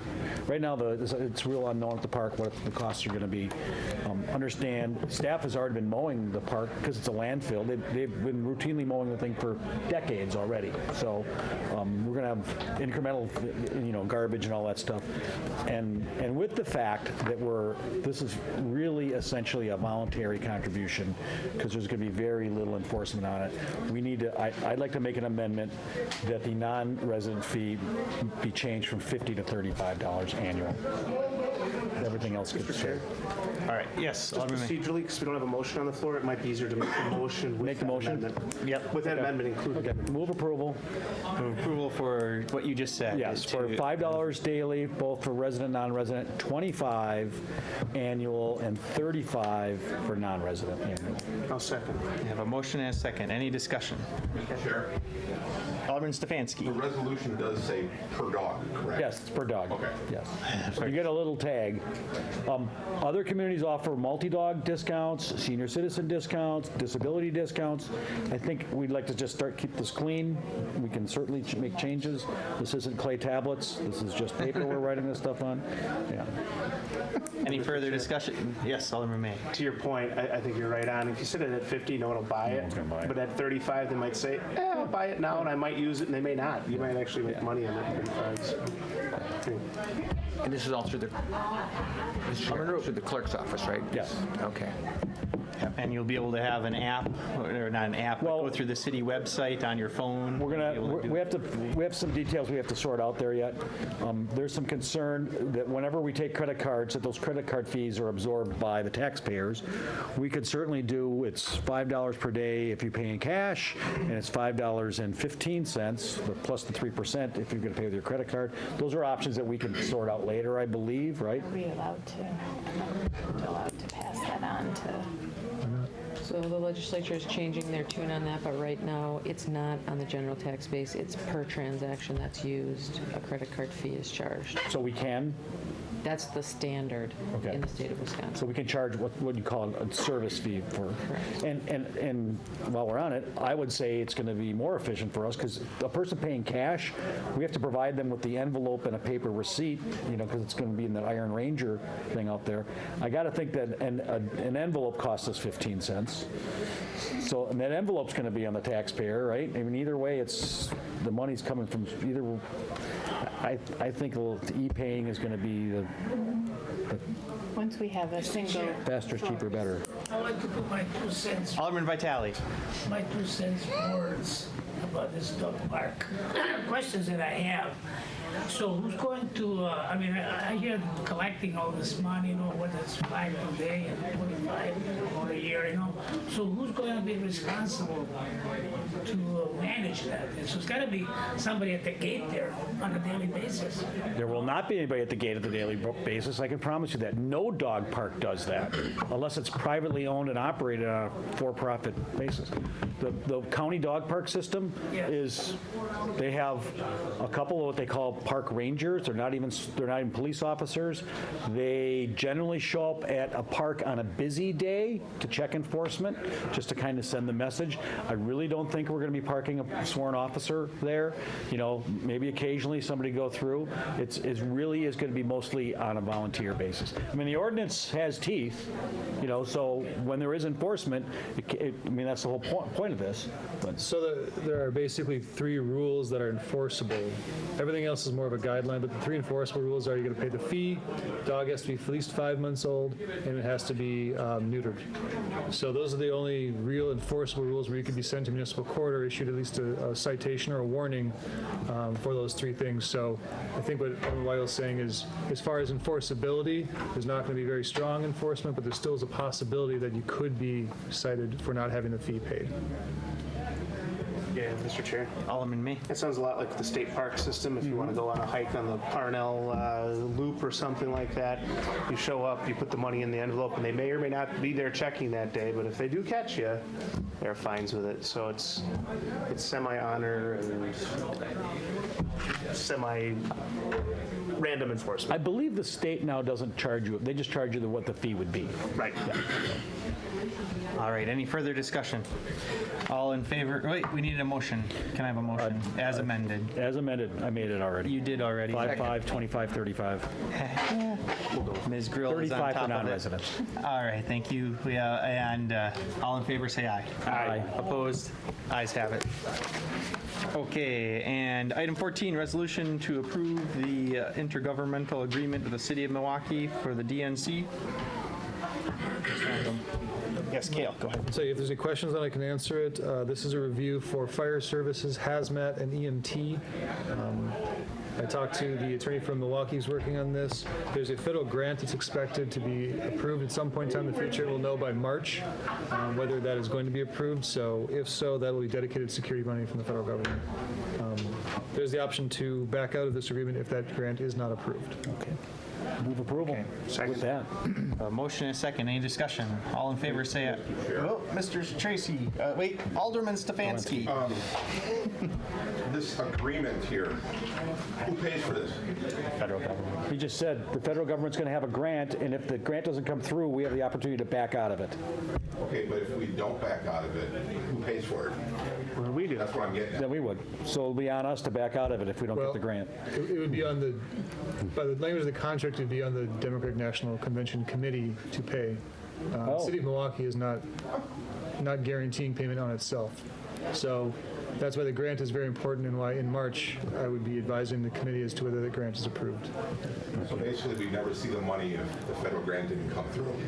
You'd be relying on the DNC to pay.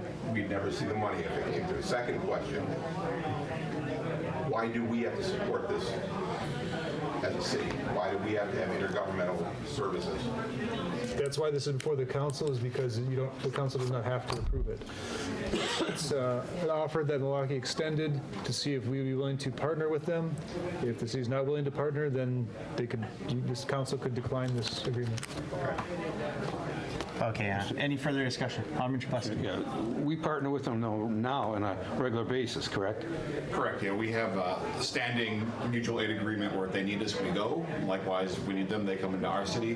What this agreement covers, though, is any extra staffing that would be needed for large-scale events that's above and beyond our normal staffing. So if they know they're going to have a big rally downtown and they want more fire and EMTs standing by, they could, if they exhaust their own members for overtime, they can call our department for overtime, and then the feds would reimburse that overtime.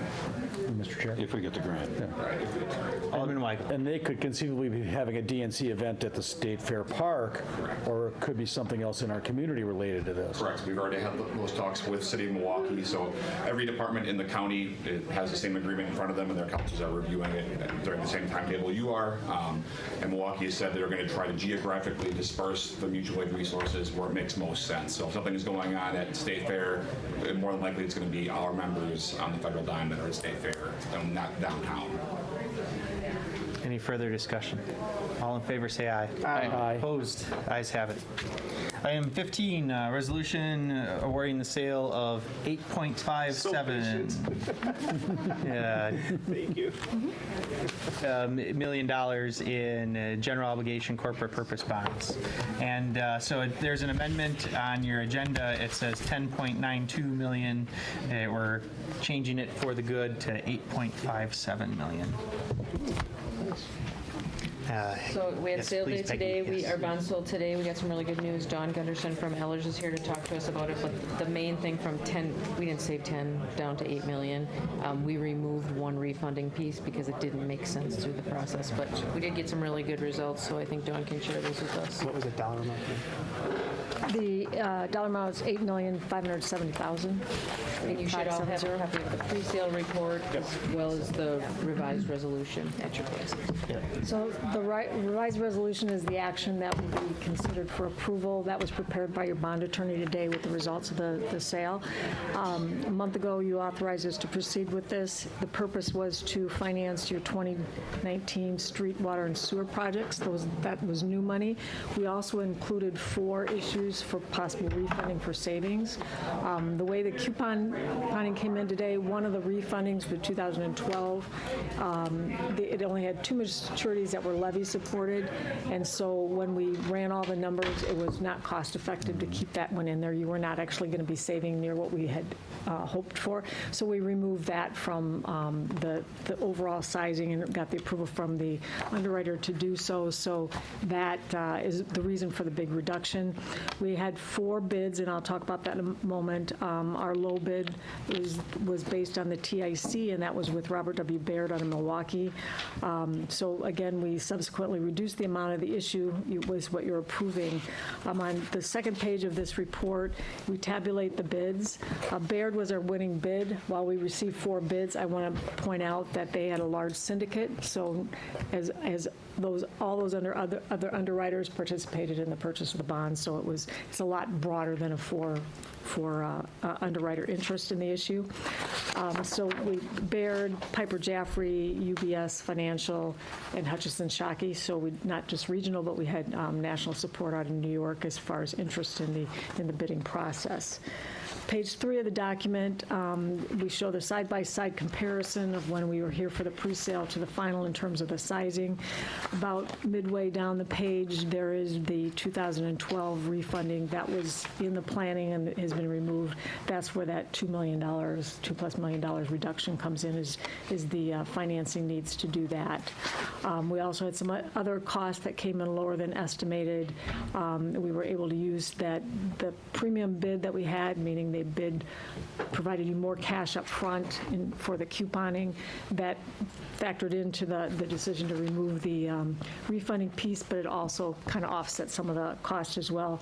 We transferred some of that to downsize for the refunding benefit. So I think the big picture discussion is the rates came in a little bit better with the yields than we had preliminary showed you.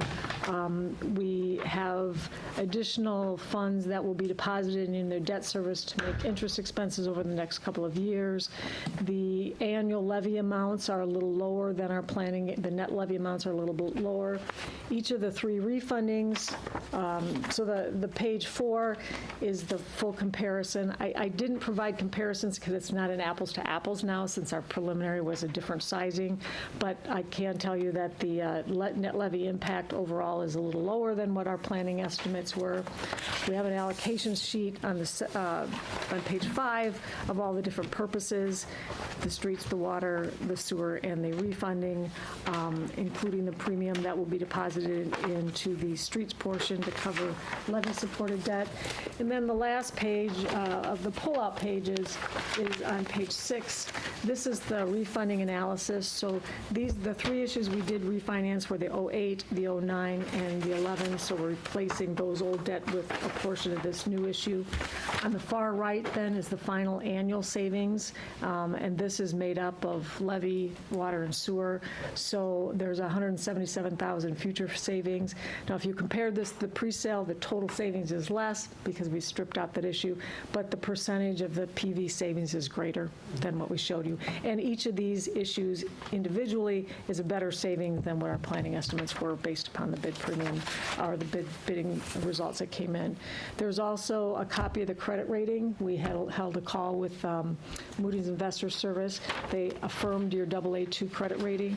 So this is a good report to read. It talks about the strengths here at the city, any challenges you have towards your credit rating, the factors that can help your rating go up, and those that can put pressure going down. Some of the things you have control over, others you don't. Certainly economic development is one that, and tax-based growth is one that to some degree of control. I think you've done a great job with your economic development initiatives here, which certainly is in your ability to do that. Some others those circumstances can be out of your control. I also want to point out on page 11, this is a new feature to the rating report. These are the benchmarks that they compare you with, all similar credits throughout the country, and they have a scoring that they do, and so they've identified how you rank in all those areas, and that factors into how they come up with that AA2 rating. Your fund balance, you're at a AAA, that's great. Those are things you control. That helps that keep you in that AA rating as well, and high within that AA rating. So those are, and your cash balances, things that you certainly have control over. Some of these others, one of them, institutional framework, you're at an A. That's because of levy limits, so everyone in the state of Wisconsin has that. You have really no control over that, but that does put pressure downward on your overall rating. So important to read this. I think it's great value for all elected officials to see those in reports and read them. And lastly, we talked about this before, but we still are on a very low interest rate environment, and that's the reason we even were undertaking these refundings to begin with. So I'm happy to answer any questions. Again, the authorization will be for that lower dollar amount. I think the one point that maybe you just want to mention is our rates were really good. When she said TIC before, that's true interest cost. That's how much we're paying. 175 is awesome. A AAA rated right now is getting about 6 basis points only better than us. Yeah, especially in that early It's a really years. tight market and Yeah, did so really well. Yeah, so that you like 15-year financing at 1.75% is basically what you're, and that includes any cost that you paid to the underwriter to purchase the bonds. Which beats our current rate of inflation of 2.1 or something like that. Yeah, so Alderman Weigel. Does this mean that when Pete's doing the public hearings on borrowing for, special assessments for streets, that we're not going to be charging 4% to our citizens? Probably not. No. Because what we have to do is we have to take into account our total portfolio of debt. Oh, And okay. what's We're having a great year right now. Correct. Yeah. That doesn't mean our 20-year picture and 15-year picture are that way. So I wouldn't expect that to change in the short term. 4% is pretty reasonable for special assessment debt. I would challenge A lot of anybody to go out and communities borrow are money at 4%. 7%, 8%, so our rate is very good. Yeah. And one more question, and I should have asked this 15 years ago. Why don't they use A, B, C, and D like the rest of the world does? It's A, AA, AAA. they break it out in all the multiple categories. I mean, Moody's is AA1, AA2, but S&P is and Fitch are AA pluses and minuses. So it's just they break it into multiple. And not only categories. that, but they change it every once in a while just Yeah. to keep us on our toes. So you always want to be up in the A's or AA's. Well, I figured that. They go I to, figured AAA they is do good. drop down to B's and C's, but they break them into. Okay. AAA is only by itself. Everything else has got 3. It's whole state of Illinois. You don't want to be down there. No, that's I. Incomplete. Low B's are junk. Yeah, pretty much. Okay, low B's are Yeah, that's what, yeah. All right. Move approval. We have approval as amended. As amended. And can I have a second? Second. And any discussion? All in favor, say aye. Aye. Opposed? Ayes have it. Item 16 is resolution authorizing the mayor to partner with Savage Solutions with a 3-year marketing strategy. The Savage folks have been nice enough to stay here. It's getting late. Thank you, Savage folks. And yeah, you got something. Corey's got a Oh, slideshow please for us. have at it. And to spin around. It's only a 2-hour presentation. Only 2 hours. You send out for food? Yeah. Be home till 11. We'll fly through it so we can get to questions. All in all, a big summary is it's going extremely well. Data shows it's going well. Hopefully you guys are hearing in your district says it's going well too. It's been very well received. All we're going to do today is go over what we wanted to try to do, how we accomplished a lot of that, and what we're going to try to do in the future. Reminder that all we're trying to do is bring people, bring business, and engage the community. A lot of new branding initiatives took place. I'm going to have Tracy, who is the art director of this project, talk a little bit about those, and then we'll go from there. Yeah, so really quickly, Farmers Market marked 100th anniversary, so we really amped that up and supported the marketing initiatives with that, with rebranding, doing some new signage for the Farmers Market, as well as promoting it digitally and just kind of getting the excitement around the anniversary. Dog Park, we touched on that earlier, so we also were responsible for rebranding the dog park. More collateral to come. We have a partnership with the National Fitness Campaign that we're really excited about. This is produced and it's just going to wait to be installed in the springtime. Welcome signage. Again, this is something that we really think will help the city with the rebranding efforts. Really clean. I went out, saw the proof. We're in love with it. So DPW, again, hopefully you guys have all had a chance to see at least one vehicle out in the field with the new branding. Billboards, just a couple examples. Oops. Sorry, did the branded trailer. She really wants to get out of here. Sorry. So do we. Lots of great stories from Transaction Skate Shop to a bunch of other stuff. Partnered with Milwaukee Magazine on an Instagram takeover, which had one of their highest engagement rates of anything. So the word is out there on how West Allis is such a great place. I don't need to go into detail, but if you guys pay attention to the news, it's been on a positive uptick over the last several years. Kudos to the business development team here who does a great job. Everybody seems to have a different opinion on what West Allis is. I had a negative opinion, and people that loved it continue to love it, which is great. In our world, it's about how many times our brand can be seen by people. All this is in an impression report. We estimated about 90 million impressions. We got about 90 million impressions. We have to hope that the brewers stay hot because we got 81 million impressions just from the radio network that they gave alone. But that's only as important if people are engaging with it. Our social media was off the charts in terms of Facebook and Instagram. We had about 5.7 million impressions. We reached 400,000 people with a $20,000 spend. That's off the charts in the community world. I'd probably be #1 rank. You guys are the envy of a lot of other communities. I'm very comfortable saying that. In terms of the website, which is basically still in its infancy of it's just out there to promote what the brand means. We had a 114% increase in sessions, 123% increase in users, and a 51% increase in page views year over year, probably dollar for dollar from a spend standpoint. So that's all good data too. Our goal was to get to 1,000 Instagram followers. We had to wait till today to put this presentation together because we got to 1,008 as of this morning, which we're very proud of. We've done 207 posts and 18% increase in engagement, which people, you guys that follow it, there's a lack of negative commentary on the Instagram page, which is something that you wouldn't have seen 2 to 3 years ago. So that was one of our goals, is to change the perception of West Allis to the negatives. You guys have some great businesses. There's no doubt about it. Very unique, very eclectic. Lots of great food. Even did some OTT. So for all of you that watch videos online and you have those ads that you can't skip, we live by those, and yours was very successful. So as annoying as they are, they work. You said that's an OTT? Yeah, it's over the top. So that's what it's called. Yeah. Yeah. All right. We like acronyms. Makes us sound smart. We continue to go out and capture photography, daytime, nighttime, all different areas of the city.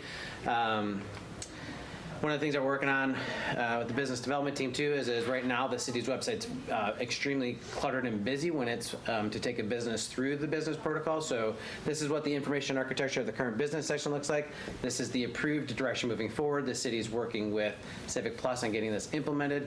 We're very excited about that. We've worked with their team on a complete sales process of how to take a business through the sales process on the front end of stuff, so we're very happy about that. We built collateral for them in 20. A lot of the same stuff, but we're going to use one of our, I would say, competitive advantages, which is our food. Our food scene here is actually very, very good. And so there's some ideas that we have. We want to start getting the brand outside of just the downtown area physically.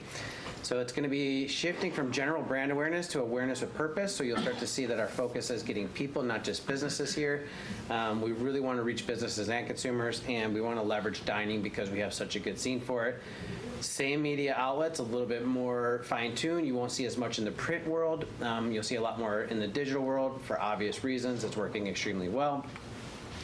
We're going to enhance, that's why West Allis. Currently it's this, which is just talking about the brand and telling our stories, and we're going to move it to more of a here's things that you can do, which include all our event calendars, our dining, our farmers market. Still talk about that's why West Allis, put news in there, and then how businesses can get involved in the business process earlier. We're going to be doing a lot of business recruitment support, creating collateral, doing some social media advertising, especially on the LinkedIn channel, and building some new videos that talk about why this city is such a great place to bring your business. We got permission to take over and rebrand Eat West Allis. We have a lot of ideas to that. You guys will be seeing those come too. Marketing plan, how to get people to understand that West Allis is a dining destination. Ideas out there of Taste of West Allis at the farmers market, which will lead into a potential West Allis dining week, which is a little bit different than a la carte, and we're very excited about the opportunities of it. Small place seems to do really well here, so I don't want to go into great detail because it's 9:25, but if you have questions, I'll answer them. Wayfinding kicks in this year, so if you guys don't know what that is, City of Greenfield does a great job of it. Tells you how to get to the library, tells you how to get to the police department, tells you how to get downtown. That's going to be an initiative that kicks off this year too. It coincides with getting a consultant to actually tell us what goes on the signs. We're in charge of designing those. Had tremendous success with this in downtown Waukesha, which seems to be the most confusing place in the world for people to go. Needed it. And they needed it. If you haven't seen it, it's worked out really well. So that's it. Mr. Chair? Alderman Weigel. Do anything special for the DNC? Is that why you're heavy on the social media versus print, or? So let me tell you why not. We do have communities that are advertising heavily in the DNC. The messaging in the DNC is going to be extremely cluttered. So one of the things that we're talking about doing to the DNC is owning our own backyard, is talking to our residents and talking to our consumers here about why it's a great thing to stay inside of West Allis rather than going down into the city. So we're going to have a campaign around that. I can tell you that ad dollars being spent by big brands overwhelms anything that we could potentially do. It's, in my professional opinion, it'd be a waste of your money to try to get people from downtown to come to here. If you know anything about the DNC, their schedules are just a regimen of 6 in the morning till midnight. They want to open the bars later in Milwaukee just because of it. They are robots when they come here. So trying to get them to react to an ad is almost impossible. Yeah, good question, though. Mr. Chair? Alderman May. I'm going to make a quick comment. I was in the city of Pewaukee about a month ago and had a meeting there for my engineering job, and afterwards introduced myself to the mayor there and asked where I was from, and I told him I was from West Allis. He goes, "Oh, there," and he starts going through all the cool things we've been doing. And you know, I'd say 4 to 8 years ago the answer would be, "Oh, there," almost a "Oh, I feel bad for you." Now it's "Oh, that's cool." You know, he said, "You know, I'm encouraging my children, if they want to buy a house in Milwaukee County, go to West Allis. You can get a good house, good value, good place to invest." So I think it's working. I think all the work, not just for the promotions. I mean, you got to give credit to all our staff and all the leadership here, and the mayor and everyone else. And this is working pretty well. Have we thought about developing an app at all, where a person could download a That's Why West Allis app, and they could go on, click restaurants, see where things are, what the deals are for that day? So 2 reasons, no. One reason is that the online presence will be responsive built, so it's easier to maintain. When you have an app, you have to plan for all the different operating systems, all the different phone types. You continuously have to get it updated in the App Store. And users nowadays don't necessarily want to go and download an app, so it's an extra unnecessary step. So that's why West Allis and having this whole dining guide is there's going to be stuff within it that's just going to be just as easy. So it's one call to action, then go to the App Store, download the app, download the Droid, the Android, and so it'd be a very expensive maintenance endeavor, and not needed. We can't compete with Yelp. We can't compete with some others too. Sure. Yeah, good question. Yeah. And I'll be honest with you, I forgot the website even existed. I see the ads and stuff, I just watch them there. I don't actually visit the website personally. But we've been extremely happy with the campaign. We'd say we're a little bit ahead of schedule too, which is a great thing. All right, any further questions? Can I have a motion to adopt item 16? Move to approve. Second. Any discussion on that? All in favor, say aye. Aye. Opposed? Ayes have it. Thank you, Dave. Thank you. Thanks, Corey. Mr. Chair, just for the committee's benefit too, the logos, both of the circular logo and the word mark are now registered trademarks. Nice. Well, we have to defend that trademark. We saved a lot of money by Kale doing it himself. I think it cost us $500, Yeah. $550. Just to do the Been filing, hiring, yeah. As opposed to $25,000. A lot of money. Yeah. You can't start making pins Very with the nice. logo without asking. Item 17, resolution to approve commercial facade improvement project contract with the city and Simon Says Invest regarding 583135 West National Avenue. That'd be public table? Is that help, Robert Jean? No, No, this is the public table. it's public table. 5,800, that's right. I thought it was LA Says Invest. That's the owner of the restaurant, and then the property has a different name, so the grants go to the physical property. Can I have a motion to approve? Move approval. Second. Any discussion? All in favor, say aye. Aye. Opposed? Ayes have it. Item 18, communication from Director of Building Inspections and IT regarding solutions for permits and licensing. Tony, it's late. Yeah. And Ed, but you can you go quickly if you like, or whatever you like. Sure. And city administrator was on that as well. And city administrator. Did I skip that? I'll let them. I got a letter out of it. I know. So I think everybody's kind of aware. We are trying to come up with some sort of building permit and licensing software. We've been working on that for quite a while. We've had a few through the doors that some have worked, some haven't. I think you guys are familiar at least a little bit with BP Logics, which is sort of the current solution there. So over the last year or so, we've been starting to look at other options for a permanent licensing software. One of the we started to go through, interview all the different departments, go through everybody's needs. We developed a real good RFP that we were just about to send out, but then basically we found another option that's actually a more of a government-to-government type solution. It's a government entity down in Louisiana who kind of wrote a really cool building permit software. When Hurricane Katrina hit, they kind of, everybody down in that area kind of said, hey, we need fast permits, we need, a standardized process and everything, so why don't we take this community's program, let's just use it across the whole region here. So they kind of did that, it worked great.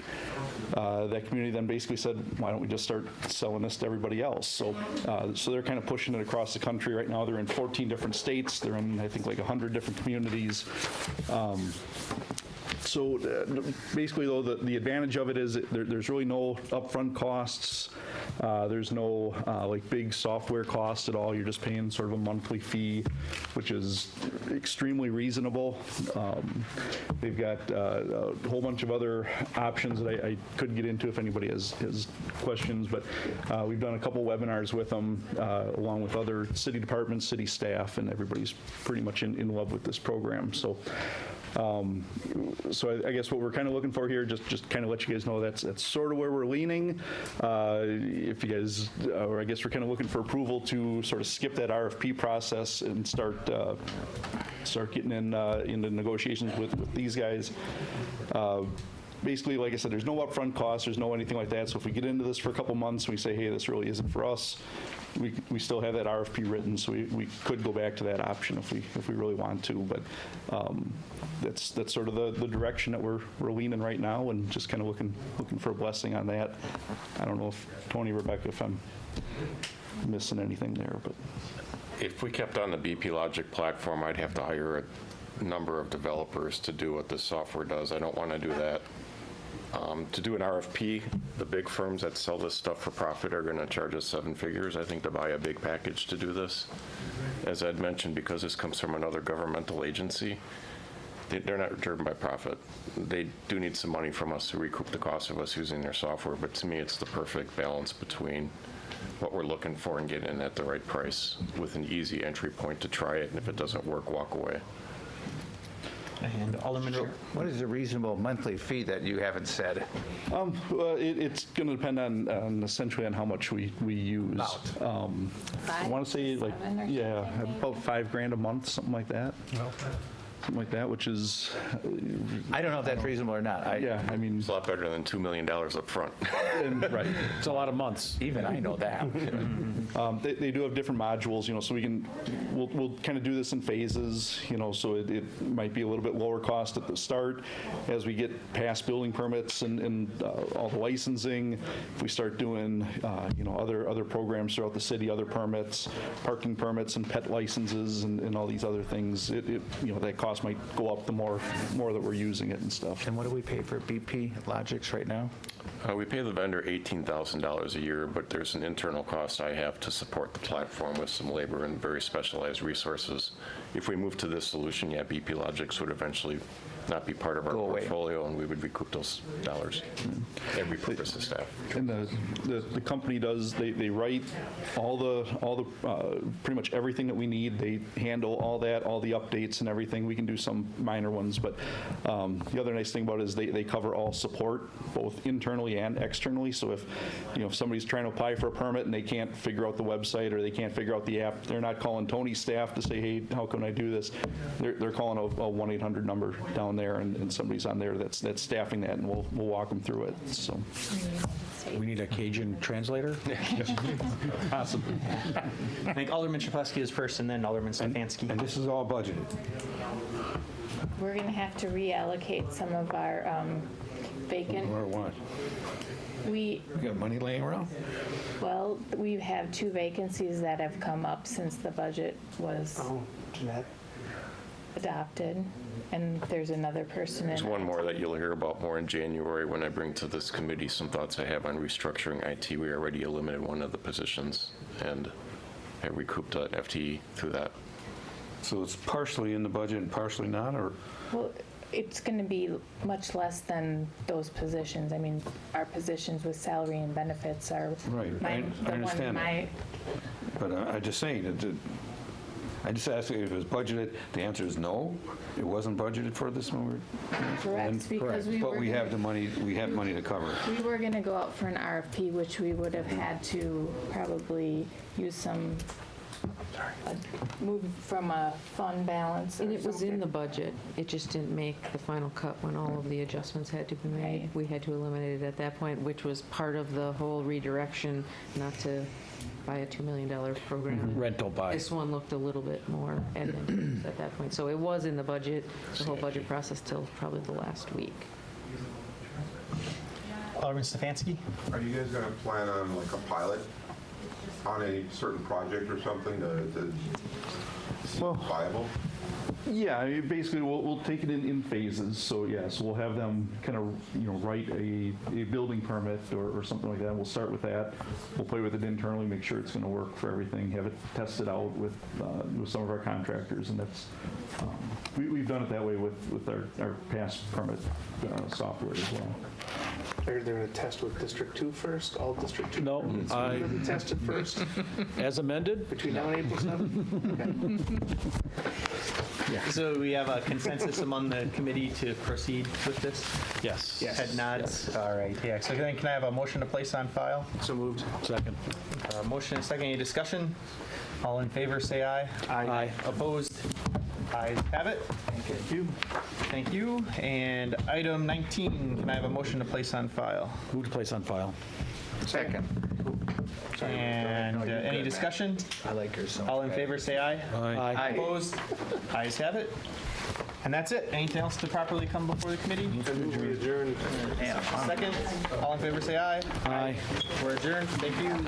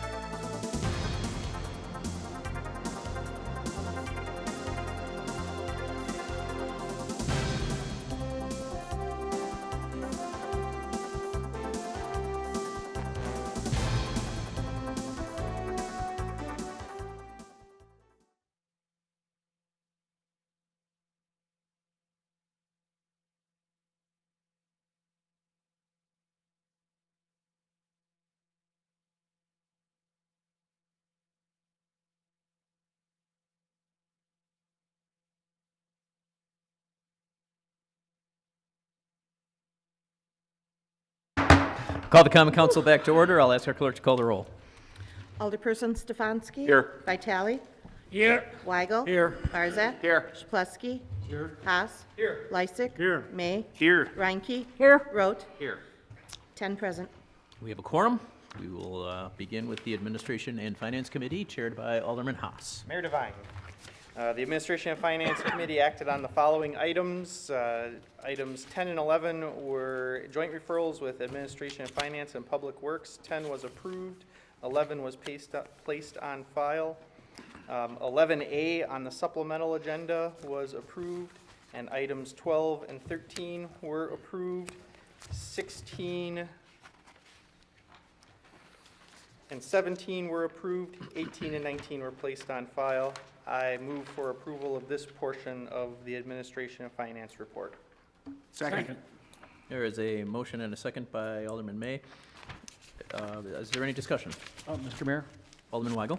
I just wanted to verify that item number 13, that, because we amended it from staff recommendation for that non-resident fee from 50 down to 35. Yes, it's approved as amended. Okay, Yes. thank you. Thank you. Any other questions? Mayor Devine, Alderperson Reike? we're acting on 13, correct? That's part of it? Yes. Could I have confirmation what the dog fees will be?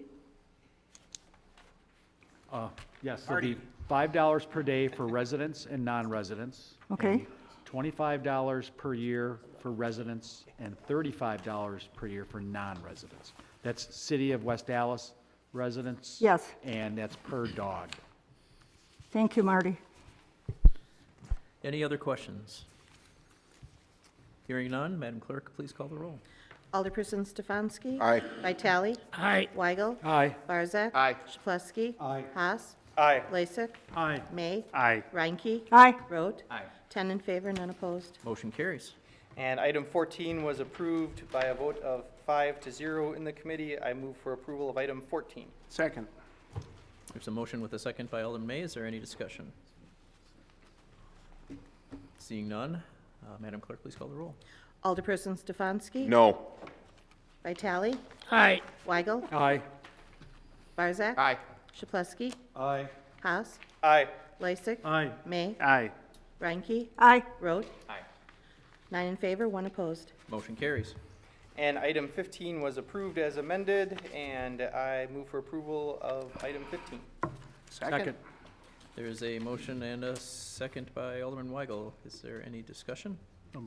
Mayor Devine, what was the amendment? Yeah, I gotta look, the dollar amount went to the good side from $10 million to $8.57 million. Okay, good. Went down. Oh, good. Any other discussion on item 15? Seeing none, Madam Clerk, please call the roll. Alderperson Stefanski. Aye. Vitale. Aye. Weigel. Aye. Barzak. Aye. Shplesky.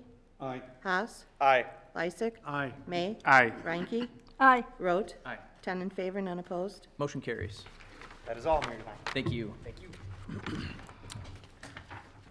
Now we will turn things over to the Honorable Gary Barzak, Chair of the Public Works Committee.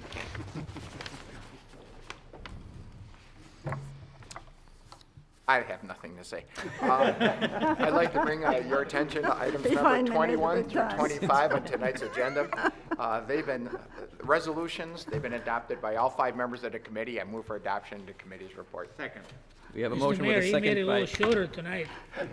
Sorry? He made it a little shorter. We have a second by Alderman Rote. Any discussion on the Public Works Committee? Hearing none, Madam Clerk, please call the roll. Alderperson Stefanski. Aye. Vitale. Aye. Weigel. Aye. Barzak. Aye. Shplesky. Aye. Haas. Aye. Lysick. Aye. May. Aye. Reinke. Aye. Rote. Aye. 10 in favor, none opposed. Motion carries. Mayor Devine, that is all. Thank you. Safety and Development Committee, Alderman Lysick.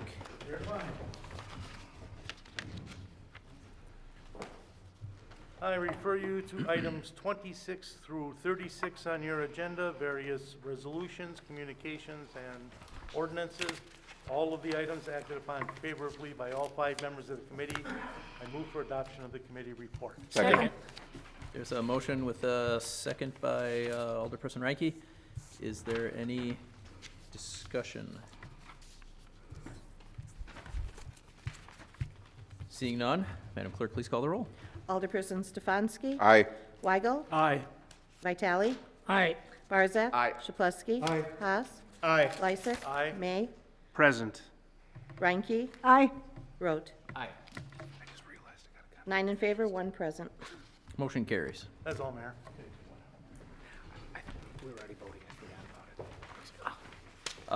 Next up, Alderman Chapletsky, License and Health Committee.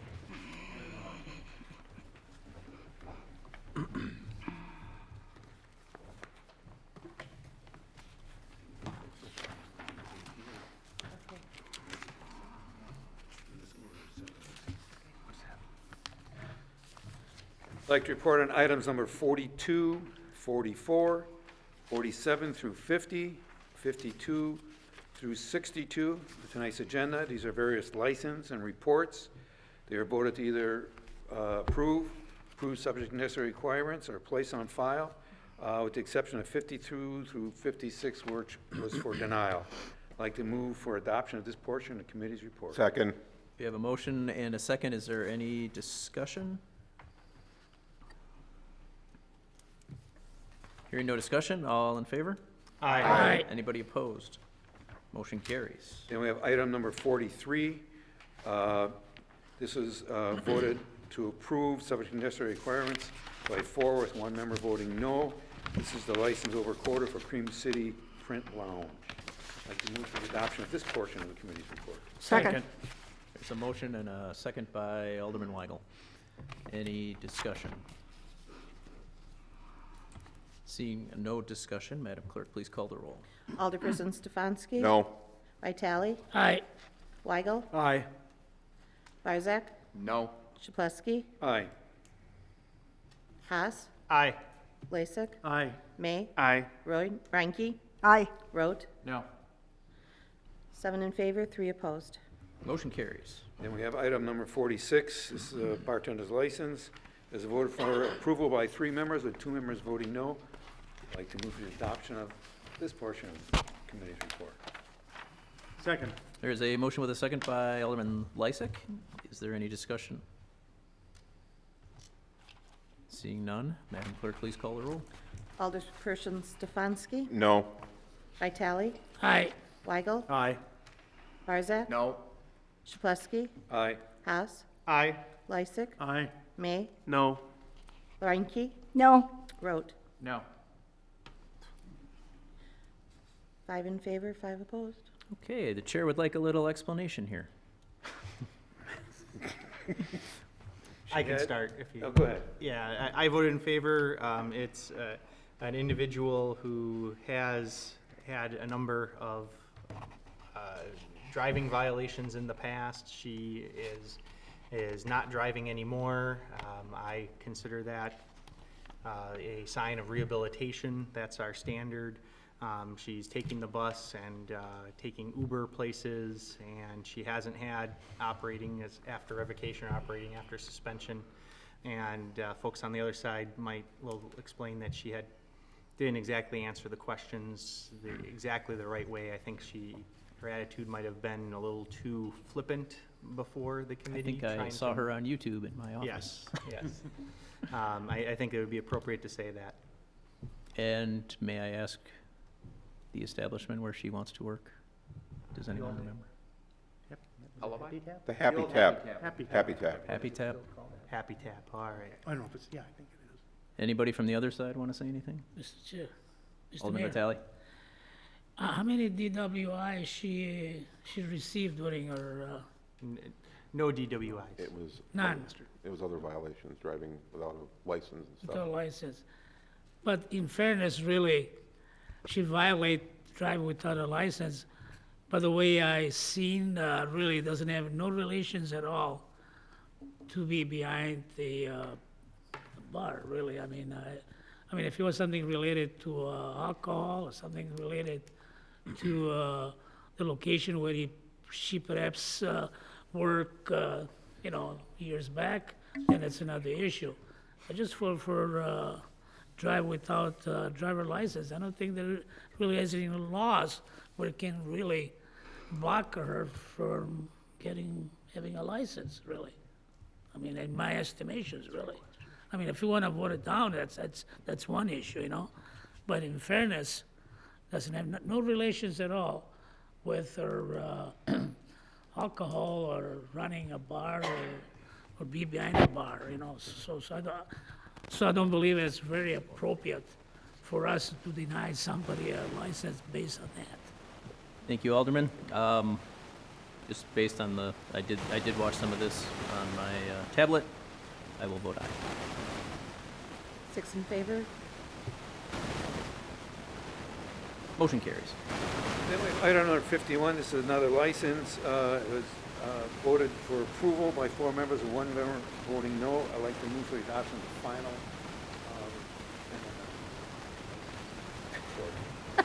Second. For me to say. We have a motion and a second by Alderman May. Is there any discussion on this item? Hearing none, seeing none. Madam Clerk, please call the roll. Alderperson Stefanski. Aye. Vitale. Aye. Weigel. No. Barzak. No. Jablonski. Aye. Haas. Aye. Lysick. Aye. May. Aye. Ranky. Aye. Rote. We have 8 in favor, 2 opposed. Motion carries. Thank you. Lastly, we will have the advisory committee, Alderperson Ranky. Mayor Devine.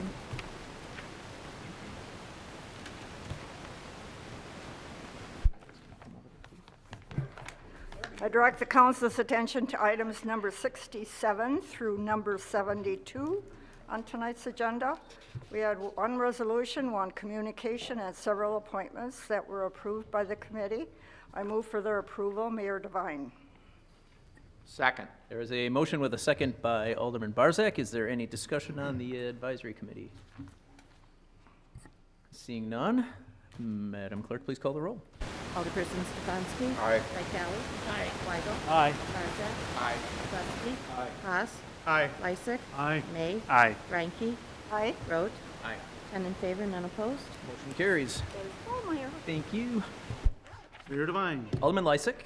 First of all, I'd like to wish everyone a Merry Christmas and a happy and prosperous New Year, and that we adjourn until our next regularly scheduled meeting, Tuesday, January 7th at 7 p.m. Second. We have a motion, we have a second. All in favor? Aye. Anybody opposed? We are adjourned.